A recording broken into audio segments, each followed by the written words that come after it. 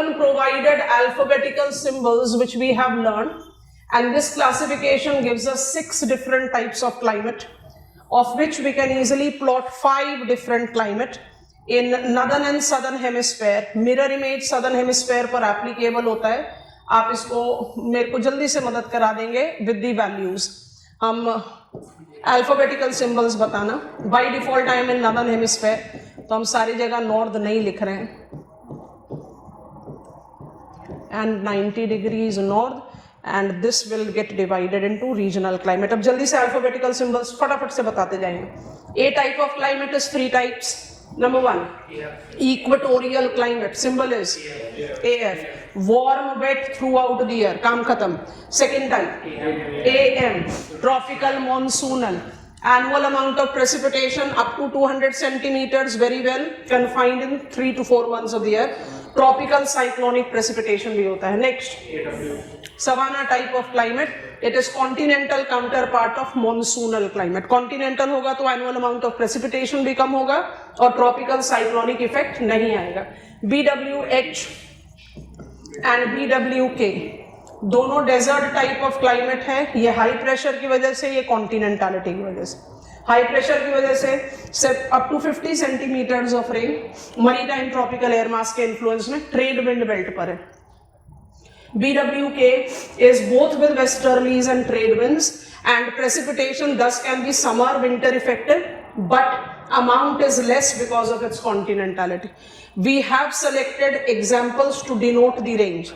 अगर आप इंटरमोंटेन हैं तो आप रेनलेस क्वार्टर भी हो सकते हैं. नाम रिवाइंड करो. गुरबंतु नुगत, and otherwise the popular names is Kalahari Desert and Patagonia Desert. गुरबंतु नुगत इतना पॉपुलर नहीं है. हम नॉर्मली कौन सा डेजर्ट बोल देते हैं BWK के लिए? गोबी. ज्यादा उसके आगे एक्सटेंड करते तो कहते हैं टकला मकान डेजर्ट. हमने उन सबको स्किप करके गुरबंतु नुगत लिया because that is rainless quarter. BS type of climate is continental climate but is not desert because it has got frontal precipitation. Amount of precipitation कम है, lower value 25 सेंटीमीटर ही है सर, लेकिन it is very well distributed, dependable, frontal mechanism से होता है, इसलिए it's semi-arid and not arid type of climate. BSH और BSK को Koppen ने emphasize किया है, तो lower latitudinal steppes and higher latitudinal steppes करके हमने इसको डिस्टिंग्विश किया. Mediterranean climate, long hot summer drought, winter concentrated rain and wet west marine type, सारे साल भर बारिश because of onshore westerlies. China type of climate, इसके बारे में भी क्वेश्चन भी पूछा आपसे. इट इज सब tropical monsoonal climate. Summer concentrated rain है, amount is not more than 150 centimetres. Winter में आर्कटिक फ्रंट प्रेसिपिटेशन होता है और ट्रॉपिकल साइक्लोन का कोई इफेक्टिविटी नहीं. मंचूरियन क्लाइमेट और लोरेंटियन क्लाइमेट, सिंबल थोड़ा सा मिसलीडिंग है क्योंकि यहाँ पर कोई भी मैकेनिज्म जो प्रेसिपिटेशन करेगी, यहाँ पर अगर आपका ऑन शोर वेस्टर्ली सारे साल भर है तो इधर ऑफ शोर ही होगा. एंड जब ऑफ शोर वेस्टर्लीज रहेगा तो प्रेसिपिटेशन किस वजह से होगा? सिर्फ और सिर्फ आर्कटिक फ्रंट की वजह से, और Arctic front will be developing only during winters. Very well distributed precipitation throughout the year. Typical example of northern hemispheric climate, that is warm front weather, taiga.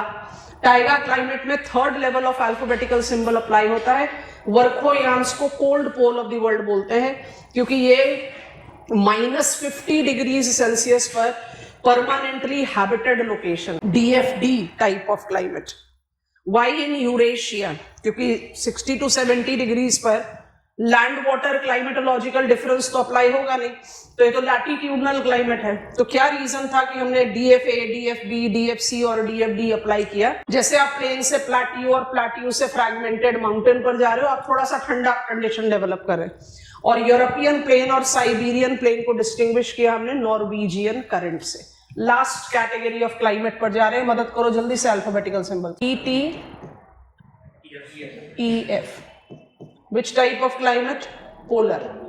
क्या डिफरेंस होगा जरा जल्दी से सोच कर बताओ. E type of climate, second last climate. इसके बाद हमें H क्लाइमेट पिकअप करना है and then will go on to the precipitation and त्रिवार्ता. जल्दी बताइए. E type of climate is polar climate. Polar climate is divided into two, tundra climate and frosted climate. Tundra climate में season cycle applicable होगा, यहाँ पर no season cycle. मतलब आपको अगर EF को डिकोड करना है तो आप इसको इक्वेटोरियल क्लाइमेट का ऑपोजिट बना दीजिए। इक्वेटोरियल क्लाइमेट के साथ कौन से दो एडजेक्टिव डाले थे? Warm, wet, throughout the year. ये क्या बनेगा? Cold, dry, throughout the year. कोई सीजन साइकिल नहीं, सारे साल भर ठंड। My specific humidity is lowest. My temperature is lowest. I am too cold to hold moisture, too dense to rise. I am polar desert. Greenland in northern hemisphere, Antarctica in southern hemisphere अच्छा example है। ET को अगर आप combine करो तो यहाँ पर season cycle है जिसमें आप ब्रीफ समर्स को जस्टिफाई कर सकते हैं। ब्रीफ समर्स से सरफेस आइस मेल्ट होता है, इसका हम इस्तेमाल करते हैं इन हैबिटेट, जो टूंड्रा हैबिटेट को सपोर्ट करता है, moss and lichens. So surface ice melt, there is brief summers. जो नदर्न हेमिस्फेरिक टूंड्रा है, जल्दी से बता दो वहां पर मुझे क्या एक एडिशन देना है, जल्दी जल्दी जल्दी जल्दी। Northern hemispheric tundra, frontal precipitation during summers. Which front precipitation? Warm front precipitation. सिर्फ नदर्न हेमिस्फेरिक टूंड्रा में up to 20 centimetres of warm front precipitation is experienced। सिर्फ नॉर्दर्न हेमिस्फीयर में। सदर्न हेमिस्फीयर एंटार्क्टिका में नहीं बनेगा, क्योंकि एंटार्क्टिका में temperate cyclone नहीं डेवलप होता, पोलर फ्रंट जरूर बनता है। अब इस कॉलम में मुझे एक कैरेक्टरिस्टिक्स लिखना है, मुझे जल्दी से मदद करा दीजिए और उसके बाद आप कॉपी कर लीजिए। यस, जहां से क्लाइमेट की शुरुआत करी थी। 6 continuous months of days and nights. Greenland, Antarctica. I hope it is comfortable. E type of climate is polar type of climate. Tundra and frosted. Frosted has no season cycle. हमने कल आपको बोल दिया था C type of climate के पास burden है ही नहीं। जल्दी से कॉपी कीजिए, H कोर ओपन करेंगे। अब ये क्लाइमेट को कंप्लीट करने की जस्ट फॉर्मेलिटी है, तो फटाफट इस फॉर्मेलिटी को पूरा करते हैं, उसके बाद अप्लाई करना शुरू करते हैं क्लाइमेट को। To get on to the other topics of our syllabus. Sun do not set below horizon beyond Arctic Circle and Antarctic Circle. 66.5 degrees north and 66.5 degrees south in respective summer season. तो जब 6 महीने की लगातार दिन रहेगा northern hemisphere में, time बता दो। मार्च से सितंबर, 21 मार्च से 23 सितंबर, स्प्रिंग इक्विनॉक्स से ऑटम इक्विनॉक्स, तब you will experience what is called midnight sun phenomena, क्योंकि सनसेट ही नहीं होगा horizon. You are having sunrise available in higher latitude. क्यों? क्योंकि नॉर्थ पोल लगातार, नॉर्दर्न हेमिस्फीयर नॉर्थ पोल लगातार सन को फेस कर रहा है, northern hemisphere is inclined towards sun. So this is typical to which type of climate? Frosted. अब पहले quickly H type of climate को ऐड करते हैं। H टाइप ऑफ क्लाइमेट को जस्टिफाई करने के लिए इस ग्रिड पर नहीं आता, क्यों? ये लैटिट्यूडनल एंड लॉन्जिट्यूडनल डायमेंशन है कि नहीं? ये हॉरिजॉन्टल डायमेंशन है, और ऑल्टीट्यूडनल क्लाइमेट के लिए हाइट चाहिए, वो थर्ड डायमेंशन तो यहां पर है ही नहीं, इसलिए इस ग्रिड पर वो नहीं दिखता। 1936 में कोपन ने एक और फैक्टर ऐड किया, altitude, and gave us H type of climate. बहुत बेसिक मिनिमल इंफॉर्मेशन है, लिखो हमारे साथ, फिर समझाते हैं। H type of climate is montane climate. Montane climate is defined to be third dimension that is regulated by number 1 sign of latitude of mountain, number 2 height of the mountain। 2 minute के लिए इधर रुकेंगे, इनको combine करेंगे और इनका combination में क्या बताएंगे? Lower the latitude with higher height, bigger diversity of climate will be experienced। पहले बताओ कुछ समझ में आया है? I am Mount Kilimanjaro, कहां पर है? इक्वेटर पर। आप है माउंट एवरेस्ट, आप कहां पर हैं, एम टाइप ऑफ क्लाइमेट में। 2 मिनट सब लोग रुक जाओ। हम माउंट किलिमंजारो हैं, हम इक्वेटोरियल रीजन पर हैं। आप हैं माउंट एवरेस्ट, आप ट्रॉपिकल रीजन पर है, ठीक है। आप tallest peak of the world है, हम टॉलेस्ट पीक ऑफ अफ्रीका हैं but tallest peak of world नहीं है। फिर भी हमारे पास क्लाइमेट का रेंज आपसे ज्यादा होगा, क्योंकि मेरा फुट क्लाइमेट क्या होगा, इक्वेटोरियल। आपका फुट क्लाइमेट क्या होगा, मॉनसूनल। आपके पास कौन सा क्लाइमेट नहीं हो सकता, इक्वेटोरियल, क्योंकि आपका साइन ऑफ लैटिट्यूड ट्रॉपिकल है, मेरा साइन ऑफ लैटिट्यूड इक्वेटर है। Lower the sine of latitude, higher the height.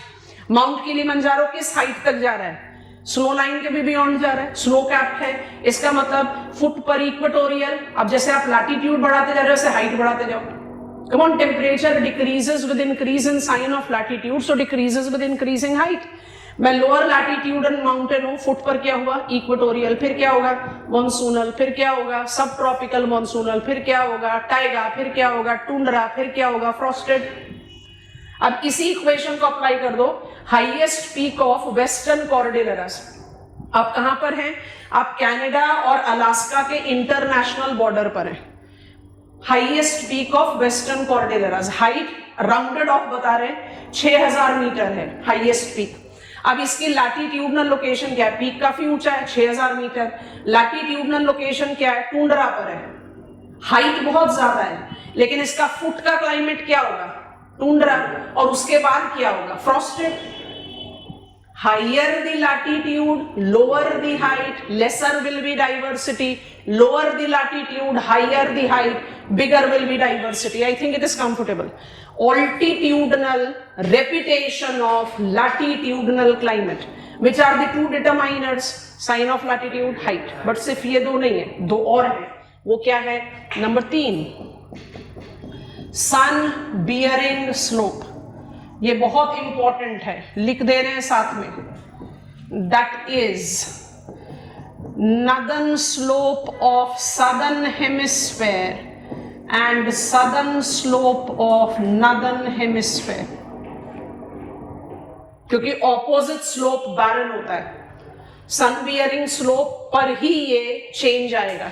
हम अपने स्वदेश दर्शन, जो renamed and revamped incredible India campaign ministry of tourism का है, वो लद्दाख को बैरन ब्यूटी ऑफ इंडिया बोलता है। बैरन क्यों है, लद्दाख को आप इमेजिन करो तो हमारे दिमाग में क्या आता है, बैरन माउंटेन्स, वेजिटेशन भी नहीं दिखता, सॉइल भी नहीं दिखता। क्यों, क्योंकि Ladakh lies to the lee side of Himalayas. Northern slope of northern hemisphere non sun bearing होते हैं। तो जो आप कह रहे हो ना हाइट के साथ क्लाइमेट चेंज होगा, वो किस स्लोप पर होगा, southern slopes in northern hemisphere and northern slopes in southern hemisphere. And finally number 4, maritime influence. कल वाला एग्जाम्पल लेते हैं, मेरे ख्याल से आप लोग सब लोग बड़े आराम से समझोगे, डायग्राम भी बना देते हैं। रिकॉल करो कल का एग्जाम्पल। ये मेरा रॉकीज है और आप इसको कहां पर पिकअप कर रहे हो, आप इसको पिकअप कर रहे हो फैक्टर 1 साइन ऑफ लैटिट्यूड। कहां ले रहे हो, international boundary Canada United states of America. इसका मतलब आप इसको रफली किस लैटिट्यूड पर ले रहे हो, 49 डिग्रीज नॉर्थ। आपने पहला फैक्टर होमोजेनस कर दिया। दूसरा फैक्टर आप इसको पीडमोंट लोकेशन पर ले रहे हो, फुट पर ले रहे हो, फुट। इसका मतलब आपने सेकंड को भी स्टेबलाइज कर दिया, आप हाइट पर नहीं जा रहे, आप इसको फुट पर ही नोटिस कर रहे हो। तीसरा, क्योंकि रॉकीज की अलाइनमेंट नॉर्थ साउथ है, तो उसका वेस्टर्न स्लोप भी सन बियरिंग है और ईस्टर्न स्लोप भी सन बियरिंग है। तो ये मेरा वेस्टर्न स्लोप है, ये भी सन बियरिंग है, ये मेरा ईस्टर्न स्लोप है, ये भी सन बियरिंग है। मतलब ये तीनों फैक्टर को मैंने स्टैंडर्ड कर दिया। इसके बावजूद भी मुझे अलग क्लाइमेट दिखाई देगा। कहां, ध्यान से अप्लाई करो, कल पढ़ा था। On windward side, you will have CFC, British Columbia, Washington, yes or no? ठीक है? And on leeward side, you will have BS, Steppe, because amount of precipitation will be extremely contrast at the piedmont location. ध्यान से, windward side में precipitation will go on decreasing with increasing height, क्योंकि आप हर height पर moisture shed कर रहे हो. और रेन शैडो इंटीरियर्स में precipitation will go on decreasing with decrease in height. क्यों? एडियाबैटिक वार्मिंग होता जाएगा. तो मैक्सिमम कंट्रास्ट किधर मिलेगा आपको? Piedmont location. किसका इन्फ्लुएंस है? Maritime influence. West is windward and east is rain shadow. I think this is done. Montane climate is nothing but, और ये चीज आप बायोम्स में भी पढ़ोगे, टेरेस्ट्रियल इकोसिस्टम के सिर्फ 5 ही वैरायटीज है, छठा नहीं है. टेरेस्ट्रियल इकोसिस्टम कितने होते हैं? Tundra, desert, forest, grassland and savanna. हम मोन्टेन नहीं काउंट करते. क्यों नहीं करते भाई? हिमालयाज है, रॉकीज है, क्योंकि montane is third dimension repetition of latitudinal vibe. ये लॉजिक है ये सारा. Montane climate, H type of climate. आपको कोई भी केस बिल्ड करना है तो पेपर 2 से आराम से बिल्ड होता है. जब हम इंडियन में हिमालयाज पढ़ेंगे ना डिटेल्स में, Himalayas are mightiest mountains of the world, आराम से आप उसका एग्जाम्पल ले सकते हो अगर एग्जामिनर ने कंपल्शन दिया. नहीं तो एच हमेशा ऐसे ओपन एंडेड रहता है. आई hope you have visualised it. अब कोपन्स क्लासिफिकेशन का क्रिटिसिज्म बाद में करते हैं, जरा रेपिटेशन मोड पर आते हैं जल्दी जल्दी से. I hope we are comfortable. ठीक है, अभी हम पहले कोपन के स्कीम्स को जितना समझा है उसको रिपीट करते हैं. हमारे को 2 टॉपिक्स अपने सिलेबस के इस रेपिटेशन में कवर करने और एक और नॉलेज में होना चाहिए. उसके बाद फिर हम अप्रेजल लेंगे कोपन का और जाएंगे थॉर्नवेट पर टू कंप्लीट क्लाइमेटोलॉजी. उससे पहले इसलिए हमने बहुत जल्दी से कोपन्स क्लासिफिकेशन को रिपीट कर दिया, because now almost for an hour will be repeating what we have learn. अब थोड़ी देर सोचते हैं, एग्जामिनर ने मुझे कहा लिखो कोपन्स क्लासिफिकेशन, तो मेरे पास पूरी इंफॉर्मेशन है, A type, B type, C type, D type, E type and H type. पर एग्जामिनर ने मुझे कोपन लिखने के लिए नहीं कहा. एग्जामिनर ने मुझसे कह दिया write note on climatic regions of world. तो ये जस्टिफाइड नहीं रहेगा कि आप कोपन पकड़ लो या थॉर्नवेट पकड़ लो. आपको क्लासिफिकेशन को ओपन एंडेड लिखना पड़ेगा. तो आप ओपन एंडेड क्लासिफिकेशन कैसे करेंगे? सपोर्ट कोपन का लेंगे, लेकिन कोपन नहीं पूछा तो कहीं मार्क्स डिड्यूस हो जाएंगे. आपसे कोपन नहीं पूछा, आपसे सिर्फ पूछा, मान लीजिए आपसे ऐसे पूछे identify the different schemes of climatic classification and right note on empirical classification scheme, तब लॉजिक है कि मैंने कोपन सेलेक्ट कर लिया. पर मुझसे सिर्फ पूछ रहा है write note on climatic regions of world, तो ये तो जबरदस्ती की बात हो गई कि मैंने कोपन पकड़ लिया या त्रिवार्था पकड़ लिया, क्योंकि climatic regions of the world otherwise भी जस्टिफाई किया जा सकता है. कैसे किया जा सकता है? मदद करना. पहला रेपिटेशन शुरू हो रहा है, अभी हमने कोपन खत्म नहीं किया. It is climatic regions of world. मुझे एग्जामिनर ने कोई कंपल्शन नहीं दिया किसी भी स्कॉलर को लिखने के लिए, मुझे सीधा बोल दिया क्लाइमेटिक रीजन्स ऑफ वर्ल्ड पर नोट लिखो. तो मुझे क्या करना चाहिए? Climatic regions of world are categorized into 2 principal categories. एक को बोलते हैं कन्वेक्शनल क्लाइमेट, क्योंकि थोड़ा छोटा सा है, और एक को बोलते हैं एडवेक्शनल क्लाइमेट. अब इसको लर्न करने के लिए मेरे को कोपन्स क्लासिफिकेशन पता होना चाहिए, क्योंकि उसके बाद ये बहुत आसान हो जाता है. अब मदद करते जाना फटाफट से. कन्वेक्शनल क्लाइमेट कौन कौन से होंगे? हम नाम लिख सकते हैं, पर हम कोपन का अल्फाबेटिकल सिंबल लिख रहे हैं, समय बचेगा, रिवीजन भी आराम से होगी. Convectional climate par excellence is AF, जो कि सारे साल भर राइजिंग कन्वेक्शन है, इसलिए वार्म और वेट है. Convectional climate par excellence is EF, जो सारे साल भर सबसाइडिंग कन्वेक्शन है, इसलिए कोल्ड और ड्राई है. आ रही है बात समझ में? परफेक्ट. और कन्वेक्शनल क्लाइमेट में आप ET और DF को भी ऐड कर सकते हो, क्योंकि है तो ये फ्रिजिड जोन में, यहां पर होना तो सबसाइडिंग कन्वेक्शन ही चाहिए. वो अलग बात है कि फ्रंट की वजह से राइज होकर कुछ वेटर वेदर कंडीशन डेवलप होते हैं. तो इनको आपको जरूर यूज करना है with frontal rise. I hope it is comfortable. कितने क्लाइमेट रेडी हो गए कन्वेक्शनल में? 4. आपको सिंबल्स इसलिए लिखा रहे हैं क्योंकि रेपिटेशन पर है। एग्जामिनेशन में सिंबल्स यूज नहीं करोगे जब तक कोपन नहीं पूछ रहा। आप जानते हैं इसको आपने डिकोड कैसे करना है। Equatorial climate, frosted climate, tundra climate and taiga climate qualifies to be convectional climate, जिसमें पार एक्सीलेंट कन्वेक्शनल है, इक्वेटोरियल एंड फ्रॉस्टेड। अब आया एडवेक्शनल क्लाइमेट। एडवेक्शनल क्लाइमेट में मेरे दो कैटेगरीज बनेंगे, एक बनेगा ट्रेड विंड और एक बनेगा वेस्टर्लीज।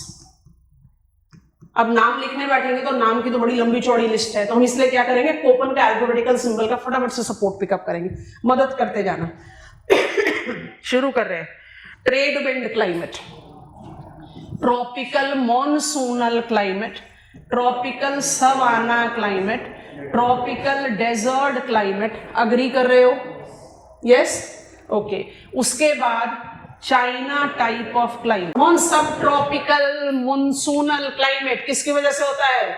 ऑन शोर ट्रेड, जब वार्मिंग साइक्लोन शिफ्ट हुआ टुवर्ड्स नॉर्थ हुआ। चलो वेस्टर्लीज का बताओ।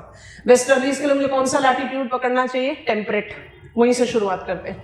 European type of climate, steppe type of climate, Manchurian type of climate, Mediterranean type of climate. ये भी तो खाली वेस्टर्लीज से है। यस, और ध्यान से देखो क्या कर रहे हैं, यहां पर बीच में डाल दिया क्योंकि ये वेस्टर्लीज पर भी एप्लीकेबल है और ईस्टर्ली पर भी एप्लीकेबल। एक्चुअली इसको भी वेस्टर्ली में डाल सकते हैं क्योंकि आर्कटिक फ्रंट बनता है ना यहाँ पर। आ गई बात समझ में? हो गया क्लाइमेटिक क्लासिफिकेशन। कैरेक्टरिस्टिक्स आप बड़े आराम से जान। कोपन का नहीं लिखा, सपोर्ट ले लिया ताकि हमारी लेंथ जो है वो कम हो जाए रेपिटेशन में। अगर एग्जामिनर कहता है climatic regions of the world लिखो, तो कैसे कैटेगराइज कर दोगे? Advectional climate, convectional climate. Advectional trade wind climate, आपको आराम से कैरेक्टरिस्टिक्स पता है, and westerlies climate, convectional rising subsiding with frontal taiga and tundra. Full stop. हो गया मैनेज? ये है वैल्यू कोपन्स क्लासिफिकेशन की। खुद से क्रिएट करो, जहां पर अटकोगे वहां देख लेना, क्रिएट खुद से करने की कोशिश करो। एग्जामिनर नहीं बता रहा कि कोपन लिखना है तो आपका क्लासिफिकेशन ऐसे लिखा जाना चाहिए। सिंबल्स तभी लिखो जब कोपन पूछे। हम इसलिए लिख रहे हैं सिंबल क्योंकि सिंबल के बेसिस पर क्लाइमेट के नेम्स आसानी से रिवाइज हो जाते हैं। एडवेक्शनल एंड कन्वेक्शनल क्लाइमेट। सोचिए ना, कोपन के अल्फाबेटिकल सिंबल के क्वेश्चन आपके जनरल स्टडीज में पूछे हुए। आपका जो फिजिकल प्रिंसिपल्स ऑफ ज्योग्राफी है, एनसीईआरटी 11th स्टैंडर्ड, उसमें क्लाइमेटिक रीजन मतलब कोपन्स क्लासिफिकेशन ही दिया हुआ, ए टाइप, बी टाइप। मतलब ये इतना कॉमनली यूज्ड अल्फाबेटिकल सिंबल है that it's good that I am aware of it. और पिछले साल तो डायरेक्ट क्वेश्चन ही आया हमारे ऑप्शनल में, latitudinal pattern of Koppen's climatic classification. तो ये हुआ मेरा लेवल 1 ऑफ रेपिटेशन। हमने इसलिए आपको बताया था कि कोपन क्लासिफिकेशन पर हमें बहुत सारे रेपिटेशन परव्यू मिलेंगे जो हमारे लेफ्ट आउट सिलेबस के पार्ट को भी कवर करने में मदद करेंगे। आपसे ट्रेड विंड क्लाइमेट पूछ ले तो 4 क्लाइमेट तो फॉर श्योर आएंगे, 5वां क्लाइमेट भी ऐड ऑन होगा। आपसे वेस्टर्लीज क्लाइमेट पूछे तो 4 क्लाइमेट बाय डिफॉल्ट आएंगे, 5वां और 6ठा भी आ सकता है। आपको समझ में आ गया है? China type of climate principally कहां पर होना चाहिए? ट्रेड विंड में, लेकिन China type of climate westerly में भी आ सकता है, पर लास्ट में आएगा, सबसे पहले नहीं आएगा। I hope you are comfortable. हो गया? कैरेक्टरिस्टिक्स लिख पाओगे ना आराम से? हम प्रिज्यूम कर रहे हैं कि हम आपको ये कैटेगराइजेशन दे दें तो आप फटाफट से आंसर लिख पाओगे। I think you are satisfying my assumption there, है ना? अच्छा, ये हुआ मेरा रेपिटेशन 1। एक फ्रेम ऑफ क्वेश्चन पूछा गया एग्जामिनेशन में, उस फ्रेम को सोचकर देखो। एग्जामिनर ने मुझसे पूछा, आप सेकंड पॉइंट ऑफ रेपिटेशन ले रहे हैं, फिर त्रिवार्थास क्लासिफिकेशन लेंगे, फिर precipitation regions of the world लेंगे। ये सब रेपिटेशन में आ रहा है 1 by 1। चलो ये वाला काम हो गया। अब मेरे से एग्जामिनर पूछ रहा है examine basis of Koppen's classification. अब मुझे कोपन्स क्लासिफिकेशन के बारे में सब कुछ पता है। मुझे पता है कि कोपन्स क्लासिफिकेशन वाज 1931 एंड देन 36। इसके 4 बेसिस हैं और ये 20 मार्क का क्वेश्चन मुझसे पूछ लिया, कह रहा बेसिस ऑफ कोपन्स क्लासिफिकेशन लिखना है। मैं क्या लिखूं? मेरे पास कंटेंट तो पूरा है, पर can I right A type के 3 टाइप, बी टाइप के 2 टाइप विद सब कैटेगरीज माने 4 टाइप, सी टाइप के 3 टाइप, ऐसे लिखेंगे? नहीं, वो आंसर किस चीज का हो जाएगा? Explain Koppen's classification. आपसे पूछा explain basis of Koppen's classification. चलो मुझे पता है बेसिस 4 है, पर वो तो 4 वर्ड्स होंगे, मुझे तो 250 वर्ड लिखने हैं, तो कैसे लिखेंगे? सोचो, कंटेंट को फ्रेम करने का तरीका। Basis of Koppen's classification, he has taken temperature as the most prominent base of climatic classification. Proof करो। Koppen has taken A type, C type, D type and E type. मतलब 6 principal climate में 4 को temperature based किया। मेरा point proof हुआ ना कि temperature सबसे प्रिंसिपल पैरामीटर है, जिसमें ई टाइप ऑफ क्लाइमेट का जो सब कैटेगराइजेशन है वो भी टेम्परेचर बेस्ड है। यहां लिखो details of EF and ET type of climate. समझ में आया? पहला बेस खत्म हुआ। उसके बाद लिखो the second principal base of classification is precipitation. Proof करो। B type of climate precipitation based है, जिसमें BS और BW सब कैटेगरी भी पूरा प्रेसिपिटेशन बेस्ड है। एक सेमी एरिड है और एक एरिड है। फिर आप H और K को ऐड करके डिटेल्स डाल दो। मतलब आप नेक्स्ट लिख रहे हो बी टाइप ऑफ क्लाइमेट। उसके बाद आप क्या कहेंगे? ए टाइप ऑफ क्लाइमेट का AF, AM और AW, C type of climate का CF, CS और CW, D type of climate का DF और DW। प्रेसिपिटेशन बेस्ड ही तो सब कैटेगराइजेशन है। लिख आप वही चीज रहे हो जो आपके रजिस्टर में है, पर लिख अलग तरीके से रहे हो, क्योंकि आपसे ये नहीं पूछा एक्सप्लेन कोपन्स क्लासिफिकेशन, आपसे पूछा explain basis of Koppen's classification. फिर आप ऐड करो 1936 में he has given us H type of climate, और कंक्लूड करते हुए लिख दो डी कैंडोल से ओवर इंस्पायर्ड होकर 6 मेजर क्लाइमेट में वेजिटेशन को ऐड किया, फुल स्टॉप। बस यही एडवाइस है। आप जब भी रिवाइज करते हो it becomes very convenient. Monsoonal climate, AM type of climate, माने रिविजन में मुझे आसानी रहती है। बट अल्फाबेटिकल सिंबल्स तभी इस्तेमाल करना जब क्वेश्चन में कहीं डिमांड आपको दिख रहा है कि कोपन्स क्लासिफिकेशन पूछ रहा है। ठीक है, चलो अब हमें ओपन करना है त्रिवार्थास क्लासिफिकेशन। जिस शब्द का हम इस्तेमाल कर रहे हैं उस शब्द का इस्तेमाल एग्जामिनेशन में कभी मत करना, पर Glenn Trewartha, American scholar, have actually copied Koppen's classification. और कॉपीड वर्जन को हम कभी भी वो स्टेटस दे ही नहीं सकते जो ओरिजिनल वर्क को देते हैं। हमारे सिलेबस का कंपल्शन है कि हम त्रिवार्था का क्लासिफिकेशन पढ़ रहे हैं, तो हमें पढ़ने की कोई जरूरत नहीं है। अब इस पॉइंट को हम प्रूफ कर रहे हैं। ठीक है, आपकी मदद चाहिए तो मदद करना। चल बढ़े आगे। फिर कोपन के रेपिटेशन पर ही हैं अभी भी हम, पर अब हम त्रिवार्था को ओपन कर रहे हैं। ठीक है, तो मेरा पॉइंट प्रूफ करने के लिए हम 2 पैरेलल कॉलम बनाएंगे। आप पहले कॉलम में तो मेरी मदद कर दो। So this is 0 degrees and 10 degrees. ये कोपन्स का अल्फाबेटिकल सिंबल अप्लाई कर रहे हैं। जल्दी जल्दी से नाम बताते जाओ। सेकेंड टाइम इन अ रो आज लिख रहे हैं तो जरा स्विफ्टली लिख देंगे। जल्दी बताइए। AF type of climate 30 degrees लिख दिया। रीजनल डिवाइड चाहिए, बताइए। AM, शाबाश, ये बताइए। AW, very good. BWH, शाबाश। 45 डिग्रीज रीजनल डिवाइड आएगा, नाम बताइए। C एंड S, नाम बताइए। BWK, नाम बताइए। CW, China type of climate, very good. Number 60 degrees latitude, नाम बताइए।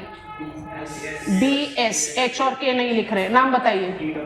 DW, मंचूरियन और Laurentian type of climate. CF, wet west marine type, European, है ना। कहाँ चले गए? आ जाओ इधर। अच्छा, अब 60, 70 एंड 80 डिग्रीज लैटिट्यूड को स्विफ्टली मार्क करके अब बाकी बचे हुए अल्फाबेटिकल सिंबल बता दो। DF that is taiga, ET that is tundra and EF that is frosted. 1931 and 36 Koppen's classification. चले त्रिवार्था की तरफ। अब हमारे साथ साथ कॉपी डाउन करते जाओ,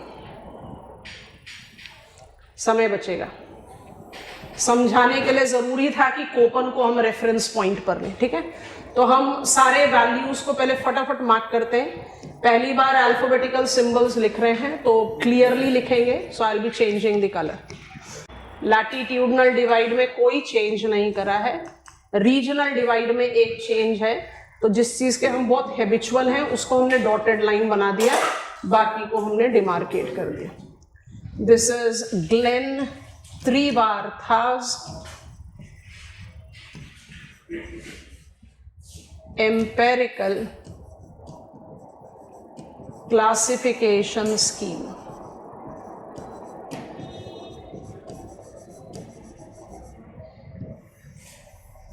ठीक है, अच्छा, अब इसमें जो अल्फाबेटिकल सिंबल्स हैं उनको हम लिखते जा रहे हैं। हम उन अल्फाबेटिकल सिंबल्स पर स्टार मार्क करेंगे, दिख ही रहा है आपको, क्यों, इसलिए हमने कोपन का आपकी मदद से बना दिया। AR, AM, BWH, CS, BWK, CFW star mark, DC star mark, BS, DO, this is E। जो सिंबल अलग है, ट्रॉपिकल, रेनी, ये बाय डिफॉल्ट टाइगा हो गया, ये FT टुंड्रा, ये I लिखा है, आइस कैप्स को शो कर रहा है। DO इज टेम्परेट ओशियानिक, जिसको डिकोड करने की जरूरत है। DC is temperate continental.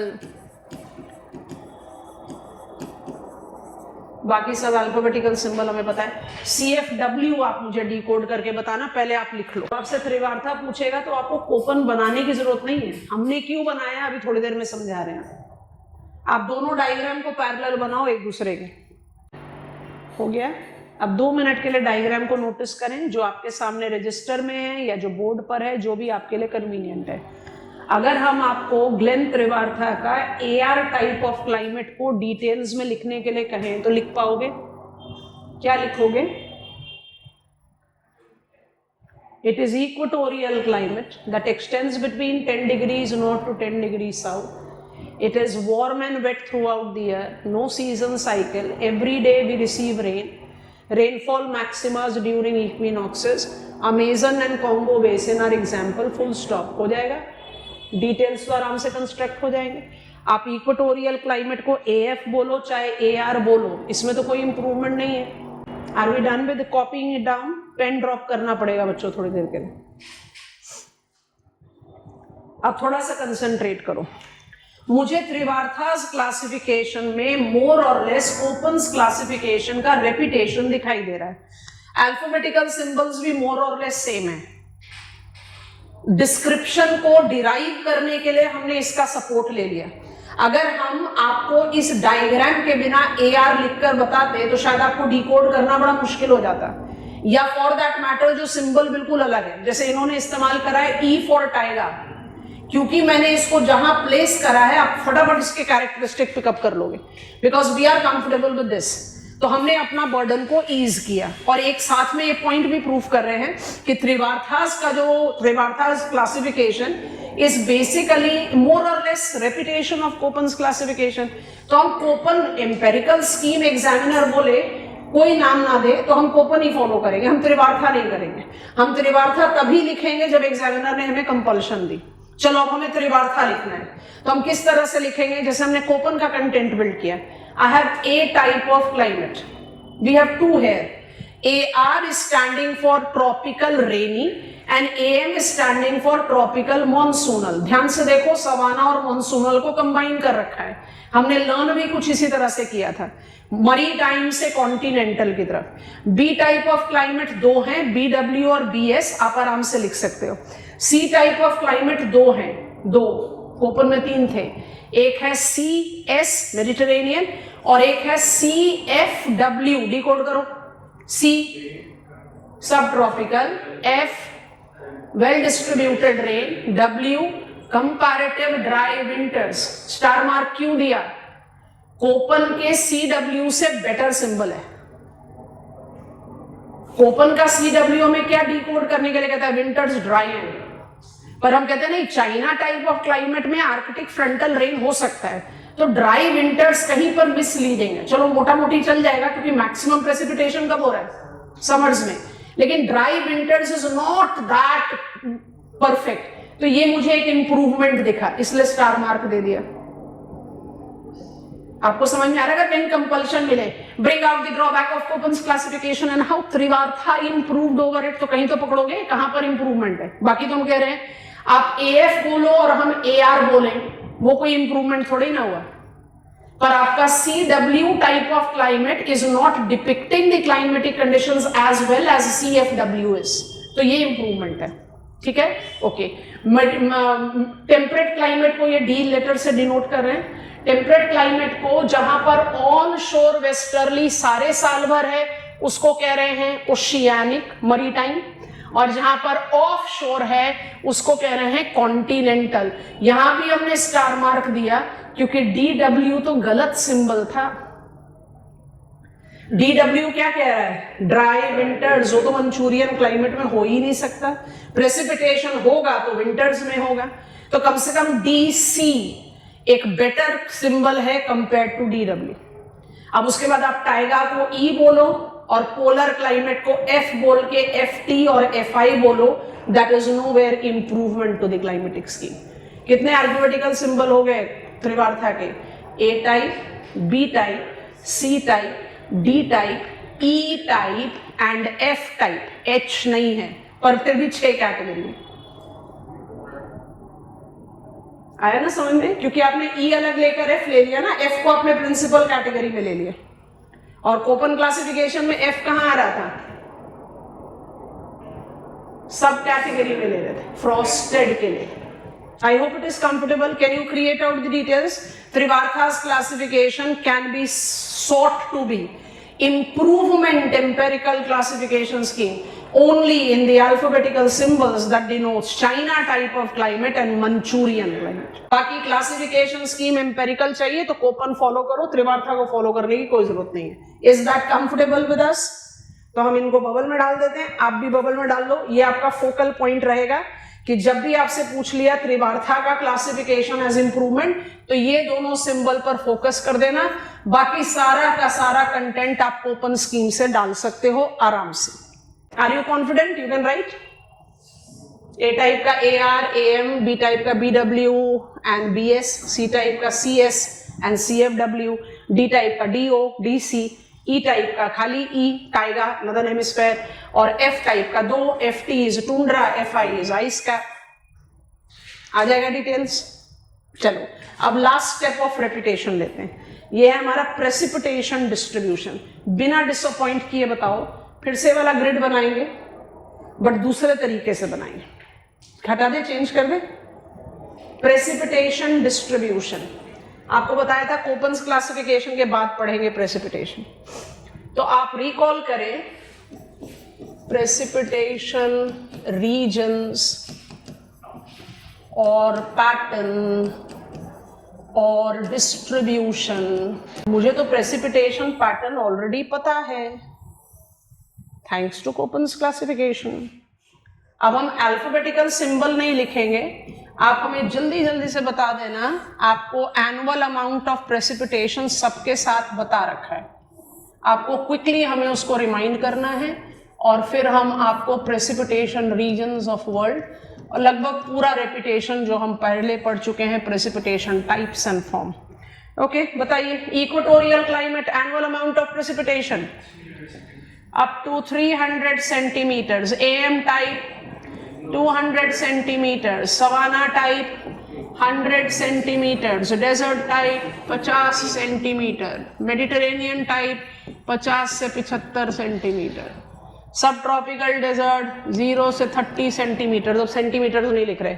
China type 150 centimetres, Manchurian 100 centimetres, grassland 25 to 75 centimetre, European 130 centimetre, taiga 30 centimetre, tundra 20 centimetre, frosted 9 centimetre. Thanks to Koppen's classification मुझे पता है किस जगह पर कितने अमाउंट ऑफ प्रेसिपिटेशन हो रहा है। मेरे क्वेश्चन का आंसर दीजिए। Can I write Koppen's classification when examiner is asking you to write about precipitation region? Yes, no, why? जल्दी बताइए। एग्जामिनर ने मुझसे कहा classified, I write note on precipitation pattern of world. अभी रुक जाओ सब लोग। Write note on precipitation pattern of world. क्या हम कोपन स्कीम लिख सकते हैं? हम नहीं लिख सकते। क्योंकि कोपन स्कीम कौन सा स्कीम ऑफ क्लाइमेटिक क्लासिफिकेशन है? एम्पेरिकल। और जब आप प्रेसिपिटेशन रीजन करोगे तो कौन सा होगा वो? जेनेटिक, खाली एक element and it's distribution. Derive करो इंफॉर्मेशन आप कोपन से, पर आप कोपन नहीं लिख सकते। कोपन क्लासिफिकेशन क्या है? एम्पेरिकल। और जब आप सिर्फ एक एलिमेंट लेकर क्लासिफिकेशन करोगे तो कौन सा होगा वो? जेनेटिक होगा। I hope it is comfortable. तो हम प्रेसिपिटेशन रीजन्स को कैसे डिमार्केट करते हैं, ध्यान से पॉइंटर्स लिख रहे हैं, उसके बाद ग्रिड डायग्राम बनाएंगे। सो प्रेसिपिटेशन रीजन्स और patterns of world. WMO identifies 1000 millimeter to be the average annual precipitation, which significantly varies from one location to other. Variation in the pattern is regulated by A, sign of latitude, B, nature of circulation, C, maritime or continental location. ये तीनों चीजें मुझे दिखाई देगा जो grid हमने बना लिया कोपन के सपोर्ट से। चौथा दिखाई नहीं देगा, बट हम उसको रेलेवेंस में लेते हैं तो हम उसको भी लिख देते हैं orographic barrier. I am writing orography. In reference to these 4 determiners हम कितने टाइप ऑफ प्रेसिपिटेशन रीजन्स को डिमार्केट करते हैं? 45 की रिक्वायरमेंट नहीं है, पर हम उसको हमेशा लर्न करते हैं। तो डॉटेड लाइन बनाकर 60 ड्रॉ कर दिया सीधा, और उसके बाद 90। और अब सब डिविजन्स डालेंगे। यहाँ पर सब डिविजन अप्लाइड नहीं है और यहाँ पर सब डिविजन अप्लाइड है। नंबर डाल रहे हैं, नाम अलग से लिखेंगे। Number 2, number 3, number 4, number 5, number 6 and number 7। There are 7 precipitation regions. Number को डिकोड भी कर देते हैं यहाँ पर, साथ साथ में ही लिख लो, और उसके बाद हमारी मदद करना आप लोग। वैल्यू तो हम ऑलरेडी जानते हैं, बट कैरेक्टरिस्टिक्स कैसे डेवलप करेंगे? तो नंबर 1 जो है वो मेरा वेट इक्वेटोरियल है, नंबर 2 मेरा ट्रेड विंड बेल्ट है, नंबर 3 मेरा ट्रॉपिकल डेजर्ट है, number 4 is mid latitude desert and steppe, number 5 मेरा वेस्टर्लीज बेल्ट है, number 6 is wet sub tropics, आप इसको मिड लैटिट्यूड भी बोल सकते हो, एंड नंबर 7 इज आर्कटिक और पोलर डेजर्ट। ये कि अगर मुझसे यही सवाल पूछा जाए इंडिया के लिए, हमने नहीं पढ़ा अभी इंडियन ज्योग्राफी, बट फिर भी मान लो पूछ लिया जाए कि आपको प्रेसिपिटेशन रीजन्स ऑफ इंडिया लिखना है, तो आप वो जो कन्वेंशनल माइंडसेट है ना उसको फॉलो कर सकते हो। क्या? आप अमाउंट ऑफ प्रेसिपिटेशन ले लो और इंडिया के मैप को डिवाइड कर दो। माने areas which are receiving more than 200 centimetres of rain, area which is receiving 100 to 200 centimetres of rain, and area which is receiving less than 100 centimetres of rain. Region, India में जो precipitation causing mechanism है वो dominantly एक है, monsoonal. World में एक थोड़े ना है। अगर आप एनुअल अमाउंट ऑफ प्रेसिपिटेशन लेकर प्रेसिपिटेशन रीजन्स डिवाइड करोगे गलत नहीं होगा, लेकिन रिपीटेटिव एरर कितना आएगा? सोचो हमने ये किया, annual amount of precipitation of more than 200 centimetres, उसके बाद हमने कह दिया annual amount of precipitation between 100 to 200 centimetres. More than 200 centimetres में आपके पास आएगा इक्वेटोरियल और मॉनसूनल। आपने यहां पर थोड़ा सा डिस्क्राइब किया कि मॉनसूनल मैकेनिज्म क्या है, उसके बाद आप लिख लो सेकेंड इज 100 to 200, वहां फिर आप रिपीट करोगे, क्योंकि यहां पर वेदर मैकेनिज्म अलग अलग एरिया पर अलग अलग है। अगर वेदर मैकेनिज्म या रेनफॉल कॉजिंग मैकेनिज्म एक होता या डोमिनेंटली एक होता तो फिर हम एनुअल अमाउंट पर जा सकते हैं। इसलिए वर्ल्ड का प्रेसिपिटेशन रीजन या genetic classification of climatic regions of world based on precipitation should be like this। अब ये बेस फिगर को देखो और जो डिटरमाइनर्स है उनको ध्यान से नोटिस करते जाना। Annual amount of global precipitation is 1000 millimetre. सारा कुछ लिखा हुआ है आपके सामने, कंसंट्रेट कीजिए थोड़ी देर के लिए, फिर ये सातों रीजन के कैरेक्टरिस्टिक्स आप मदद कराएंगे, फिर हम बिल्टअप करेंगे। यहां पर हमने जो टाइम सेव किया in not repeating the content of Trewartha, उसको थोड़ा इस्तेमाल कर लेते हैं ताकि हमारा एक पूरा रिविजन आ जाए हमारे सामने। ओके, प्रेसिपिटेशन 1000 मिलीमीटर है, बट इसका पैटर्न बड़ा वेरिएबल है, होना ही चाहिए। क्यों वेरिएबल है? पहला डिटरमाइनर है साइन ऑफ लैटिट्यूड। इस फिगर को कंसंट्रेट करेंगे। साइन ऑफ लैटिट्यूड के हिसाब से जो लॉजिक चलता है वो क्या चलता है? With increase in sine of latitude specific humidity decrease होती है, टेम्परेचर डिक्रीज होता है, that is temperature decrease thus moisture holding capacity, तो annual amount of precipitation decrease होगा। और इस डेफिनेशन या इस पैटर्न को अगर आप ईस्ट मार्जिन के क्लाइमेट पे पकड़ो तो फटाफट समझ में आता है। 300 सेंटीमीटर से 200 सेंटीमीटर से 150 सेंटीमीटर से 100 सेंटीमीटर से 30 से लेकर 20 आप फटाफट कम करते चले जा रहे हो। लेकिन जैसे ही आप वेस्ट मार्जिन पर पहुंचते हो सारा कुछ उल्टा हो गया। आप साइन ऑफ लैटिट्यूड बढ़ाते जा रहे हो और प्रेसिपिटेशन बढ़ता जा रहा है। इसका मतलब खाली साइन ऑफ लैटिट्यूड डिटरमाइनर नहीं है जरूर। तो आपने पहला फैक्टर लिया साइन ऑफ लैटिट्यूड और कहा increase the sine of latitude decrease annual amount of precipitation. Why? Because with increase in sine of latitude temperature will decrease, specific humidity will decrease, thus precipitation will decrease. लेकिन there is another factor also that determines. So factor number 2 आ गया nature of circulation. Nature of circulation का क्या मतलब है? जिस location पर nature of circulation, low latitude हो चाहे high latitude, जिस लोकेशन पर nature of circulation is dominant with subside, annual value will be low. BWH is permanent location of high pressure and CF is permanent location of onshore westerlies. तो waste margin climate में latitude का उल्टा क्यों चल रहा है? क्योंकि वहां नेचर ऑफ सर्कुलेशन क्या है?